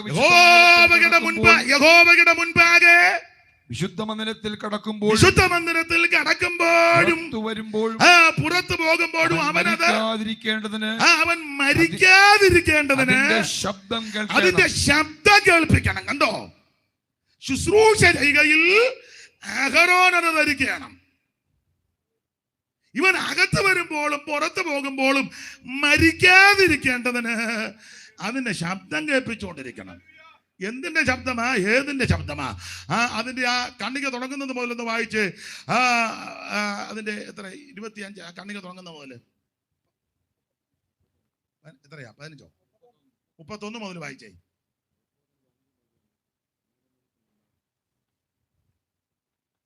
ഏഫോദിന്റെ അങ്കി മുഴുവനും നീലനൂൽ കൊണ്ടുണ്ടാക്കണം. ഏഫോദിന്റെ അങ്കി മുഴുവൻ നീലനൂൽ കൊണ്ട് ഉണ്ടാക്കണം. പിന്നെ അതിന്റെ നടുവിൽ തലകടപ്പാൻ ഒരു ദ്വാരം വേണം. തലകടക്കാൻ ഒരു ദ്വാരം ഉണ്ടായിരിക്കണം. പിന്നെ ദ്വാരത്തിന് നെയ്ത്തും പണിയായ ഒരു നാട ചുറ്റിലും വേണം. അത് കീറിപ്പോകാതിരിപ്പാൻ കവചത്തിന്റെ ദാരം പോലെ അതിനുണ്ടായിരിക്കണം. നീലനൂൽ, ധൂമ്രനൂല്, ചുമപ്പ് നൂല് എന്നിവ കൊണ്ട് ചുറ്റി. അപ്പൊ നീലനൂല്, ധൂമ്രനൂല്, ചുമപ്പ് നൂല് എന്നിവ കൊണ്ട് ചുറ്റും. അതിന്റെ വിളിമ്പിൽ മാതളപ്പഴം, ഈ ഏഫോദിന്റെ വിളിമ്പിലെ മാതളപ്പഴം ഉണ്ടായിരിക്കണം. പിന്നെ അവയുടെ ഇടയിൽ മാതളപ്പഴത്തിന്റെ ഇടയിൽ ചുറ്റോട് ചുറ്റും പൊന്നുകൊണ്ട് മണികളും ഉണ്ടാക്കണം. പിന്നെ അങ്കിയുടെ വിളിമ്പിൽ ചുറ്റും ഒരു പൊന്മണി. അങ്കിയുടെ വിളിമ്പിൽ, ഏബോദിന്റെ അങ്കിയുടെ കാര്യമാ, അങ്കിയുടെ വിളിമ്പിൽ ചുറ്റും ഒരു പൊന്മണി, ഒരു പൊന്മണി, ഒരു മാതളപ്പഴം, ഒരു മാതളപ്പഴം, ഒരു പൊന്മണി, പിന്നൊരു പൊന്മണി, ഒരു മാതളപ്പഴം, പിന്നൊരു മാതളപ്പഴം. അപ്പൊ ഒരു പൊന്മണി, ഇപ്പറ മാതളപ്പഴം, പിന്നൊരു പൊന്മണി, ഇപ്പറൊരു മാതളപ്പഴം. ഇങ്ങനെ ചുറ്റോട് ചുറ്റും മാതളപ്പഴവും പൊന്മണിയും ചെലുത്തിയിട്ടിരിക്കണം. അടുത്തത് ശുശ്രൂഷ ചെയ്യുകയിൽ അഹരോൻ അത് ധരിക്കണം. ധരിക്കണം. നിങ്ങൾക്ക് കാര്യം ബോധ്യപ്പെട്ട് കാണും. ഇത് ധരിച്ചാണ് ശുശ്രൂഷ ചെയ്യുവാൻ അഹരോൻ അകത്തോട്ട് കയറുന്നത്. അകത്തോട്ട് കയറുന്ന അഹരോൻ അവൻ ഇതിന്റെ ശബ്ദം കേൾപ്പിച്ചുകൊണ്ടിരിക്കണം. ഇതിന്റെ ശബ്ദം എന്ന് പറഞ്ഞാൽ മാതളപ്പഴവും മണിയും തമ്മിൽ കൂട്ടിമുട്ടും. ഈ നൂല് കൊണ്ടുള്ള മാതളപ്പഴം, പൊന്മണി, ഈ മണിയും ഈ മാതളപ്പഴവും തമ്മിൽ അങ്ങോട്ടും ഇങ്ങോട്ടും കൂട്ടിമുട്ടുമ്പോൾ ശബ്ദം കിണിങ്ങിണിങ്ങിണിങ്ങനെ ശബ്ദം കേൾക്കും. ഇത് കേൾപ്പിക്കണം, കേൾപ്പിച്ചുകൊണ്ടിരിക്കണം. ഈ ശബ്ദം കേട്ടില്ലെങ്കിൽ മരിക്കും. മരിച്ചാൽ അന്നേരം വെളിയിൽ നിൽക്കുന്നവർ വലിച്ച്, എൻ്റെ ഭാഷ പറഞ്ഞാൽ വലിച്ച് പുറത്തിറക്കും. ചങ്ങല കെട്ടിയെന്നൊക്കെ ചെല്ല് പറയുന്നു, അങ്ങനെ വാക്യമില്ല. ചരട് കെട്ടിയെന്ന് പറയുന്നു, അങ്ങനെയും വാക്യമില്ല. എന്തായാലും യഹൂദന്റെ പാരമ്പര്യം അനുസരിച്ച് മറ്റുള്ളവർക്ക് അകത്തോട്ട് കയറാൻ ഒക്കത്തില്ല. അപ്പൊ പിന്നെ വലിച്ചെടുക്കാനായിരിക്കും സാധ്യത, അല്ലാതെ വേറെ മാർഗമില്ലല്ലോ. എന്തായാലും കൊള്ളാം. അപ്പൊ അഹരോൻ ശുശ്രൂഷ ചെയ്യുമ്പോൾ ഇതിന്റെ ശബ്ദം കേൾപ്പിക്കണം. ഞാനും നിങ്ങളുമെല്ലാം പുതിയ നിയമത്തിന്റെ ഉപദേശം അനുസരിച്ച് രാജകീയ പുരോഹിത വർഗമാണ്. സ്വതന്ത്രം, വിശുദ്ധ വംശമാണ്, സ്വന്തം ജനമാണ്. നമ്മൾ രാജകീയ പുരോഹിത വർഗമാണ്. അങ്ങനെ രാജകീയ പുരോഹിത വർഗമാകുന്ന ഞങ്ങൾ എബ്രായ ലേഖനം 4:11 വായിക്കുന്ന ധൈര്യത്തോടെ കൃപാസനത്തിന്റെ അടുക്കൽ, നമ്മൾ കൃപാസനത്തിലായി ഇപ്പൊ നിൽക്കുന്ന ആത്മീകമായി വ്യാഖ്യാനിക്കുമ്പോൾ ഇങ്ങനെ കൃപാസനത്തിൽ നിൽക്കുന്ന ഞാനും നീയും കൃപാസനത്തിൽ വന്നേച്ച് ആളുകൾ ചിരിക്കരുത്. ഞാൻ സെക്രട്ടറിയാ, പ്രസിഡന്റാ, ഖജാൻജിയാ, കമ്മിറ്റിയിലുണ്ട്, കൗൺസിലുണ്ട്, ഞാൻ സെൻട്രൽ പാസാ, സെൻട്രൽ സെക്രട്ടറിയാ, ഞാൻ അനീഷ് കാവാലമാ, ഞാൻ കൺവെൻഷൻ പ്രസംഗകനാ, ഞാൻ കുന്തമാ, ഗോഡാലിയാന്നും പറഞ്ഞ് നീ ആറ്റുകല്ലിരിക്കുമ്പോൾ ഇരുന്നാൽ സൂക്ഷ നീയാകും. മണികടി കേട്ടോണ്ടിരിക്കണം, ഇങ്ങനെ കേൾക്കണം. അപ്പോൾ ഇതിന്റെ ശബ്ദം കേട്ടില്ലെങ്കിൽ സ്വത്ത് നീ ചത്തുപോകും. ഒരുമാതിരിപ്പെട്ടവരെല്ലാം ചത്തിരിക്കുക. വെളിപ്പാട് പുസ്തകം അങ്ങനെ പറഞ്ഞ് ജീവനുണ്ടെന്ന് പേരുണ്ടെങ്കിലും കത്തിരിക്കുക. നോട്ടോ ഇരിപ്പും കാണുമ്പോൾ അറിയാൻ തൂങ്ങിച്ചത്ത പോലെ ആയിരിക്കുന്നത്. കത്തിരിക്കുക. സ്തോത്രം. ഇന്ന് രാത്രി സമൃദ്ധിയായ ജീവൻ തരാനായി യേശു വന്നത്. അപ്പോൾ മരിക്കാതിരിക്കേണ്ടതിന് ഇതിന്റെ ശബ്ദം കേൾപ്പിക്കണം. എന്തുവാ ശബ്ദം? കൊരിന്ത്യർക്കെടുത്ത് 1-ാം ലേഖനം 14-ാം അധ്യായത്തിന്റെ 26 മുതലുള്ള തിരുവെഴുത്ത് പഠിക്കുമ്പോൾ ഇതിനകത്ത് വരുമ്പോൾ എന്തൊക്കെ ശബ്ദം, എന്തൊക്കെ കാര്യം ഉണ്ടാകണമെന്ന് പൗലോസ് വളരെ സ്പഷ്ടമായിട്ട് രേഖപ്പെടുത്തിയിട്ടുണ്ട്. കൊരിന്ത്യർക്കെടുത്ത് 1-ാം ലേഖനം 14-ാം അധ്യായത്തിന്റെ 26 മുതലുള്ള തിരുവെഴുത്ത്. ആകയാൽ എന്ത് സഹോദരന്മാരെ, നിങ്ങൾ കൂടി വരുമ്പോൾ നമ്മളിപ്പോൾ കൃപാസനത്തിന്റെ അടുക്കലാ വന്നിരിക്കുന്നത്. എബ്രായ ലേഖനം 4:11 എബ്രായ ലേഖനം 12:22 മുതലൊക്കെ താഴോട്ട് ചേർത്ത് പിടിച്ചാൽ ധൈര്യത്തോടെ നമ്മൾ കൃപാസനത്തിന്റെ അടുക്കൽ വന്നു. ആകയാൽ സഹോദരന്മാരെ, എന്ത് നിങ്ങൾ കൂടി വരുമ്പോൾ ഓരോരുത്തര് സങ്കീർത്തനമുണ്ട്, ഇതിന്റെ ശബ്ദം കേൾക്കണം. പിന്നെ ഉപദേശമുണ്ടായിരിക്കണം. പിന്നെ വെളിപ്പാടുണ്ട്. പിന്നെ അന്യഭാഷയുണ്ട്. മതി. ഇതിന്റെ ശബ്ദം കേട്ടോണ്ടിരിക്കണം. സ്തോത്രം. ആർട്ടിഫിഷ്യൽ ആയിട്ടല്ല, ദൈവത്തിന്റെ ദാനമാണ്. ഇത് പ്രാപിക്കണം. ഇത് പ്രാപിച്ച് പരിശുദ്ധാത്മ നിറവിൽ നീ ദൈവത്തെ ആരാധിക്കണം. സ്തോത്രം. ഇതിന്റെ ശബ്ദം കേട്ടോണ്ടിരിക്കണം. ആത്മനിറവിൽ, ആത്മസ്നാനം പ്രാപിച്ച് ആത്മനിറവിൽ എന്റെ ഭാഷയിൽ അങ്ങ് പറയുക, മറുഭാഷ പറഞ്ഞു വേണം നീ ദൈവത്തെ മഹത്വപ്പെടുത്താൻ. നിന്ന് പോകുന്ന ചില ആൾക്കാർ പറയുന്നു, തർക്കിക്കണ്ട, അവർക്ക് നിന്നായിരിക്കും പുസ്തകത്തിലെ വാക്യവും ദൈവത്തിന്റെ ഉപദേശവും. ഇത് നിന്നിട്ടില്ല, ഇപ്പം നിൽക്കത്തില്ല. അനുഭവിക്കുന്നവരെ ഓർത്ത് ദൈവത്തെ സ്തുതിക്കുക. കൂടി വരുമ്പോൾ ഇതിന്റെ ശബ്ദം ഇങ്ങനെ കേട്ടോണ്ടിരിക്കണം. അന്യഭാഷ പറയുന്നവൻ ദൈവത്തോടാ, മനുഷ്യരോടല്ല. ആരും തിരിച്ചറിയുന്നില്ല. അവൻ ആത്മാവിൽ മർമ്മങ്ങളെ സംസാരിക്കുക. പൗലോസ് പറയാ, നിങ്ങളെക്കാൾ എല്ലാവരെക്കാളും കൂടുതൽ അന്യഭാഷ പറയുന്നതിൽ ഞാൻ ദൈവത്തെ മഹത്വപ്പെടുത്തുകയാ. ഇന്ന് രാത്രി പരിശുദ്ധാത്മ നിറവിൽ, ആത്മനിറവിൽ അന്യഭാഷ പറഞ്ഞ് ദൈവത്തെ ആരാധിക്കുന്ന ദൈവത്തിന്റെ പൈതലെ, മരിക്കാതിരിക്കാൻ ഇതിന്റെ ശബ്ദം കേൾപ്പിക്കണം. വേഗത്തിൽ നിർത്തുകയാ. കർത്താവിന്റെ ദാസൻ പറഞ്ഞ സമയമാകുന്നു. കർത്താവിന്റെ മകത്ത് ഇനിയും വിസ്തരിക്കുന്ന ഒരു കാര്യം കൂടെ പറഞ്ഞു നിർത്താം. മരിക്കാതിരിക്കാൻ എന്തു ചെയ്യണം? ഒന്ന്, ക്രൂശിന്റെ ചുവട്ടിൽ വന്ന് യേശുവിനെ രക്ഷിതാവായി സ്നേഹിക്കണം. നീ രക്ഷിക്കപ്പെടണം. 2, മരിക്കാതിരിക്കാൻ വെള്ളം കൊണ്ട് കഴുകണം. എന്ന് പറഞ്ഞാൽ നീ വെള്ളത്തിൽ മുങ്ങി സ്നാനപ്പെടണം. 3, മരിക്കാതിരിക്കാൻ ഇതിന്റെ ശബ്ദം കേൾപ്പിക്കണം. എന്ന് പറഞ്ഞാൽ മറുഭാഷ, അന്യഭാഷാ ഭാഷണത്തിൽ ദൈവത്തെ ആരാധിക്കണം. ഇതുവരെ പ്രാപിച്ചില്ലെങ്കിൽ ദൈവത്തോട് പ്രാർത്ഥിക്ക്. ഇതാരുടെയും കുത്തകയല്ല, ദൈവത്തിന്റെ ദാനമാ. ആഗ്രഹിക്കുന്ന ആത്മാക്കളെ ഇന്ന് രാത്രി ദൈവം തൃപ്തിപ്പെടുത്തും. ദൈവത്തിന്റെ നദിയിൽ വെള്ളം നിറഞ്ഞിരിക്കുന്നു. ഒരു നദിയുണ്ട്, അതിന്റെ തോടുകൾ ദൈവനഗരത്തെ, അത്യുന്നതന്റെ വിശുദ്ധ നിവാസത്തെ സന്തോഷിപ്പിക്കുന്നു. ദൈവം അതിന്റെ മധ്യ കൊണ്ട് കുലുങ്ങിപ്പോകത്തില്ല. Price the Lord. ഇന്ന് രാത്രി മരിച്ചു പോകാതിരിക്കാൻ ഈ വിധ കാര്യങ്ങൾ കർക്കശമായി ചെയ്ത് നോക്കൂ. 4ാമത്തെ കാര്യം കൂടെ പറഞ്ഞ് അങ്ങ് നിർത്താം, അത് പോക്കുള്ളു. മരിക്കാതിരിക്കാൻ എന്തോ ചെയ്യണം? വായിച്ച് ഉൽപ്പത്തി പുസ്തകം 3-ാം അധ്യായത്തിന്റെ 3-ാമത്തെ വാക്യം വായിച്ചു. മരിക്കാതിരിക്കാൻ എന്തോ ചെയ്യണമെന്ന ഉൽപ്പത്തി പുസ്തകം 3-ാം അധ്യായത്തിന്റെ 3-ാമത്തെ വാക്യം വായിച്ച് ഇന്ന് രാത്രി നമുക്ക് മെസ്സേജ് നിർത്താം. എന്നാൽ നിങ്ങൾ മരിക്കാതിരിക്കേണ്ടതിന് തോട്ടത്തിന്റെ നടുവിലുള്ള വൃക്ഷത്തിന്റെ ഫലം തിന്നരുത്. തിന്നരുത്, തൊടുകയും അരുത്. ഞാൻ അധികം വ്യാഖ്യാനിക്കുന്നില്ല. മരിക്കാതിരിക്കാൻ ചെയ്യേണ്ട 4ാമത്തെ കാര്യം പ്രമാണപ്രകാരം ഒറ്റ വാക്യം പറയാ, വേർപാട് പാലിക്കണം. അത് കർക്കശ ഉപദേശമാ. പുതിയ നിയമ ഉപദേശത്തിന്റെ പ്രധാനപ്പെട്ട ഉപദേശങ്ങളെന്ന വേർപാട് ഉപദേശം. ദൈവത്തിന്റെ മഹത്വം ഇവിടെ പറയുക, മരിക്കാതിരിക്കേണ്ടതിന് സ്തോത്രം, വിലക്കപ്പെട്ട കനി പറിച്ച് ഭുജിക്കരുത്, അരുത്. വേർപാട് പാലിക്കണം. എന്നെ കേൾക്കുന്ന പ്രിയരെ, ഈ ദുഷ്ടലോകത്തിൽ, പാപലോകത്തിൽ, അക്രമമുള്ള, അനീതിയുള്ള, വഞ്ചനയുള്ള ഈ ലോകത്തിൽ ദൈവമക്കളാകുന്ന പ്രിയപ്പെട്ടവർ കർക്കശമായി വേർപാട് പാലിക്കണം. നാടോടുമ്പോൾ നടുക്ക് കയറി ഓടരുത്. ചേരത്തിൽ നിന്ന് നാട്ടിൽ ചെല്ലുമ്പോൾ പഴമക്കാർ പറയുന്ന അടുത്തുണ്ടം തിന്നരുത്. നമുക്കൊരു പ്രമാണമുണ്ട്, ഈ പ്രമാണത്തിൽ നിൽക്കണം. ആകാശം വലിയ വിശാലമാണ്, പക്ഷേ ഫ്ലൈറ്റ് എല്ലായിടത്തൂടെയും വിടുകയല്ല. കടക്ക് അതിലേ കയറി വിട്ടോളാൻ പറഞ്ഞാൽ രക്ഷപ്പെടുകയല്ല. നമ്മൾ നോക്കുമ്പോൾ ഇങ്ങനെ കിടക്കാം, അയ്യോടി ഇഷ്ടം പോലെ വീതി നീളമായിട്ട് കിടക്കുന്ന, ഇതിലേ നമുക്ക് അങ്ങോട്ട് പോകാം, ഒക്കത്തില്ല. അതിന് റൂട്ടുണ്ട്. കടല് വലിയ വിശാലമാണ്, എത്ര മഹാസമുദ്രങ്ങളാ. സ്തോത്രം. ഇങ്ങനെ കിടക്കുകയല്ലയോ. കപ്പൽ എന്നാ എല്ലായിടത്തൂടെയും വിടുവോ? ഇല്ല, കപ്പലിന് പോകാൻ ചാലുണ്ട്. ഈ ലോകം വലിയ വിശാലമാണ്. സഭകളും ധാരാളമുണ്ട്, സംഘടനകളും ധാരാളമുണ്ട്, കൂട്ടായ്മകളും ധാരാളമുണ്ട്. പക്ഷേ നമുക്ക് ലഭിച്ചിരിക്കുന്ന ഉപദേശം ഇത് വേർപാടിന്റെ ഉപദേശം. ഈ ഉപദേശത്തെ നിൽക്കണം. എല്ലാവരും ചെയ്യുന്നത് പോലെ, എല്ലാവരും കാണുന്നത് പോലെ, എല്ലാവരും നടക്കുന്നത് പോലെ, എല്ലാവരും പോകുന്നത് പോലെ, എല്ലാവരും പറയുന്നത് പോലെ പോകാൻ നമുക്ക് വ്യവസ്ഥയില്ലെന്നാ പറഞ്ഞ എൻ്റെ അർത്ഥം.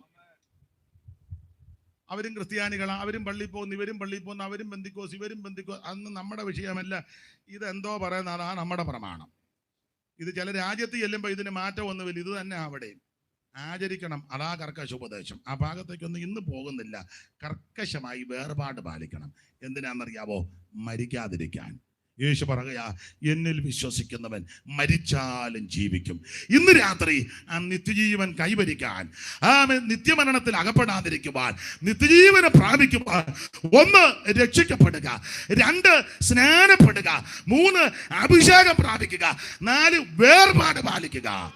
അങ്ങനെയുള്ള പ്രിയപ്പെട്ടവരെ ചേർക്കാൻ യേശു വീണ്ടും വരും. ഒരിക്കൽ യേശു വന്നു. എന്തിന്? മാനവ കുലത്തിന്റെ പാപം പരിഹരിച്ചു. എങ്ങനെ? സകലതും നിവൃത്തിയായി. അത് ആരാ അനുഭവിക്കുന്നത്? വിശ്വസിച്ച് ഏറ്റെടുക്കുന്നവർക്ക്. അങ്ങനെയുള്ളവരെ ചേർക്കാൻ യേശു വീണ്ടും വരും. തനിക്കായി കാത്തു നിൽക്കുന്ന വിശുദ്ധന്മാരുടെ രക്ഷയ്ക്ക് അവിടുന്ന് പാപം കൂടാതെ രണ്ടാമത് പ്രത്യക്ഷപ്പെടും. അവൻ ഇനി എത്രയും അല്പകാലം കഴിഞ്ഞിട്ട് വരുവാനുള്ളവൻ വരും. ചിലർ താമസമെന്ന് വിചാരിക്കുന്നത് പോലെ കർത്താവ് തന്റെ വാഗ്ദത്തം നിവർത്തിപ്പാൻ താമസിക്കുന്നില്ല. എല്ലാവരും മാനസാന്തരപ്പെടണമെന്ന് വെച്ച് അവൻ ദീർഘക്ഷമ കാണിക്കുക. കർത്താവ് തൻ ഗംഭീരനാദത്തോട്, പ്രധാന ദൂതന്റെ ശബ്ദത്തോടും ദൈവത്തിന്റെ ഗാനത്തോടും കൂടെ സ്വർഗത്തിൽ നിറങ്ങി വരും. ക്രിസ്തുവിൽ മരിച്ച കോടി വിശുദ്ധന്മാർ ഉയർത്തു വരും. രക്ഷിക്കപ്പെട്ട്, മാനസാന്തരപ്പെട്ട്, രക്ഷിക്കപ്പെട്ട്, ജ്ഞാനപ്പെട്ട്, അഭിഷേകം പ്രാപിച്ച്, വേർപാട് പാലിച്ച് നിൽക്കുന്ന വിശുദ്ധന്മാർ രൂപാന്തരപ്പെടും. അങ്ങനെ രണ്ടു കൂട്ടരും കൂടെ ഒന്നിച്ച് കർത്താവിനെ എതിരേൽപ്പാൻ മേഘങ്ങളിൽ എടുക്കപ്പെടും. സങ്കീർത്തനക്കാരൻ പാടുക, ഉഷസിന്റെ ഉദരത്തിൽ നിന്ന് യുവാക്കളായ മഞ്ഞ് പുറപ്പെട്ടു വരുന്ന പോലെ കോടി കോടി വിശുദ്ധന്മാർ യേശുവിന്റെ വരവിൽ അവ ഉയർത്തെഴുന്നേൽക്കുകയും രൂപാന്തരപ്പെടുത്തുന്ന ആ നല്ല സുദിനത്തിൽ എന്നെ കേൾക്കുന്ന ആരും കൈവിടപ്പെട്ടു പോകാതെ, ആരും നഷ്ടപ്പെട്ടു പോകാതെ, നിത്യനാശത്തിൽ അകപ്പെടാതെ, നരകത്തിൽ അകപ്പെട്ടു പോകാതെ, നിത്യമരണത്തിൽ അകപ്പെടാതെ, നിത്യരക്ഷ കരസ്ഥമാക്കി നിത്യതയിലെത്തുവാൻ ഇന്ന് രാത്രിയിലെ ശുശ്രൂഷ ഏവർക്കും ഇടയാക്കട്ടെന്ന് ഞാനും ദൈവസന്നിധി പ്രാർത്ഥിക്കുന്നു. അല്പസമയങ്ങൾ ദൈവമക്കൾ ദൈവത്തെ മഹത്വപ്പെടുത്തിയാട്ടെ. കൂടപ്പെട്ടവരെ ഇന്ന് രാത്രി ദൈവം അനുഗ്രഹിക്കട്ടെ. എല്ലാവരും അല്പസമയം ദൈവത്തെ മഹത്വപ്പെടുത്താം. ആ പഴയ പാട്ടിന്റെ രണ്ട് ചരണങ്ങൾ നമുക്ക് കൈകളടിച്ചങ്ങ് പാടാം. കർത്താവ് തൻ ഗംഭീര നാദത്തോടും പ്രധാന ദൈവ ശബ്ദത്തോടും കൈയടിച്ച് ചേർന്ന്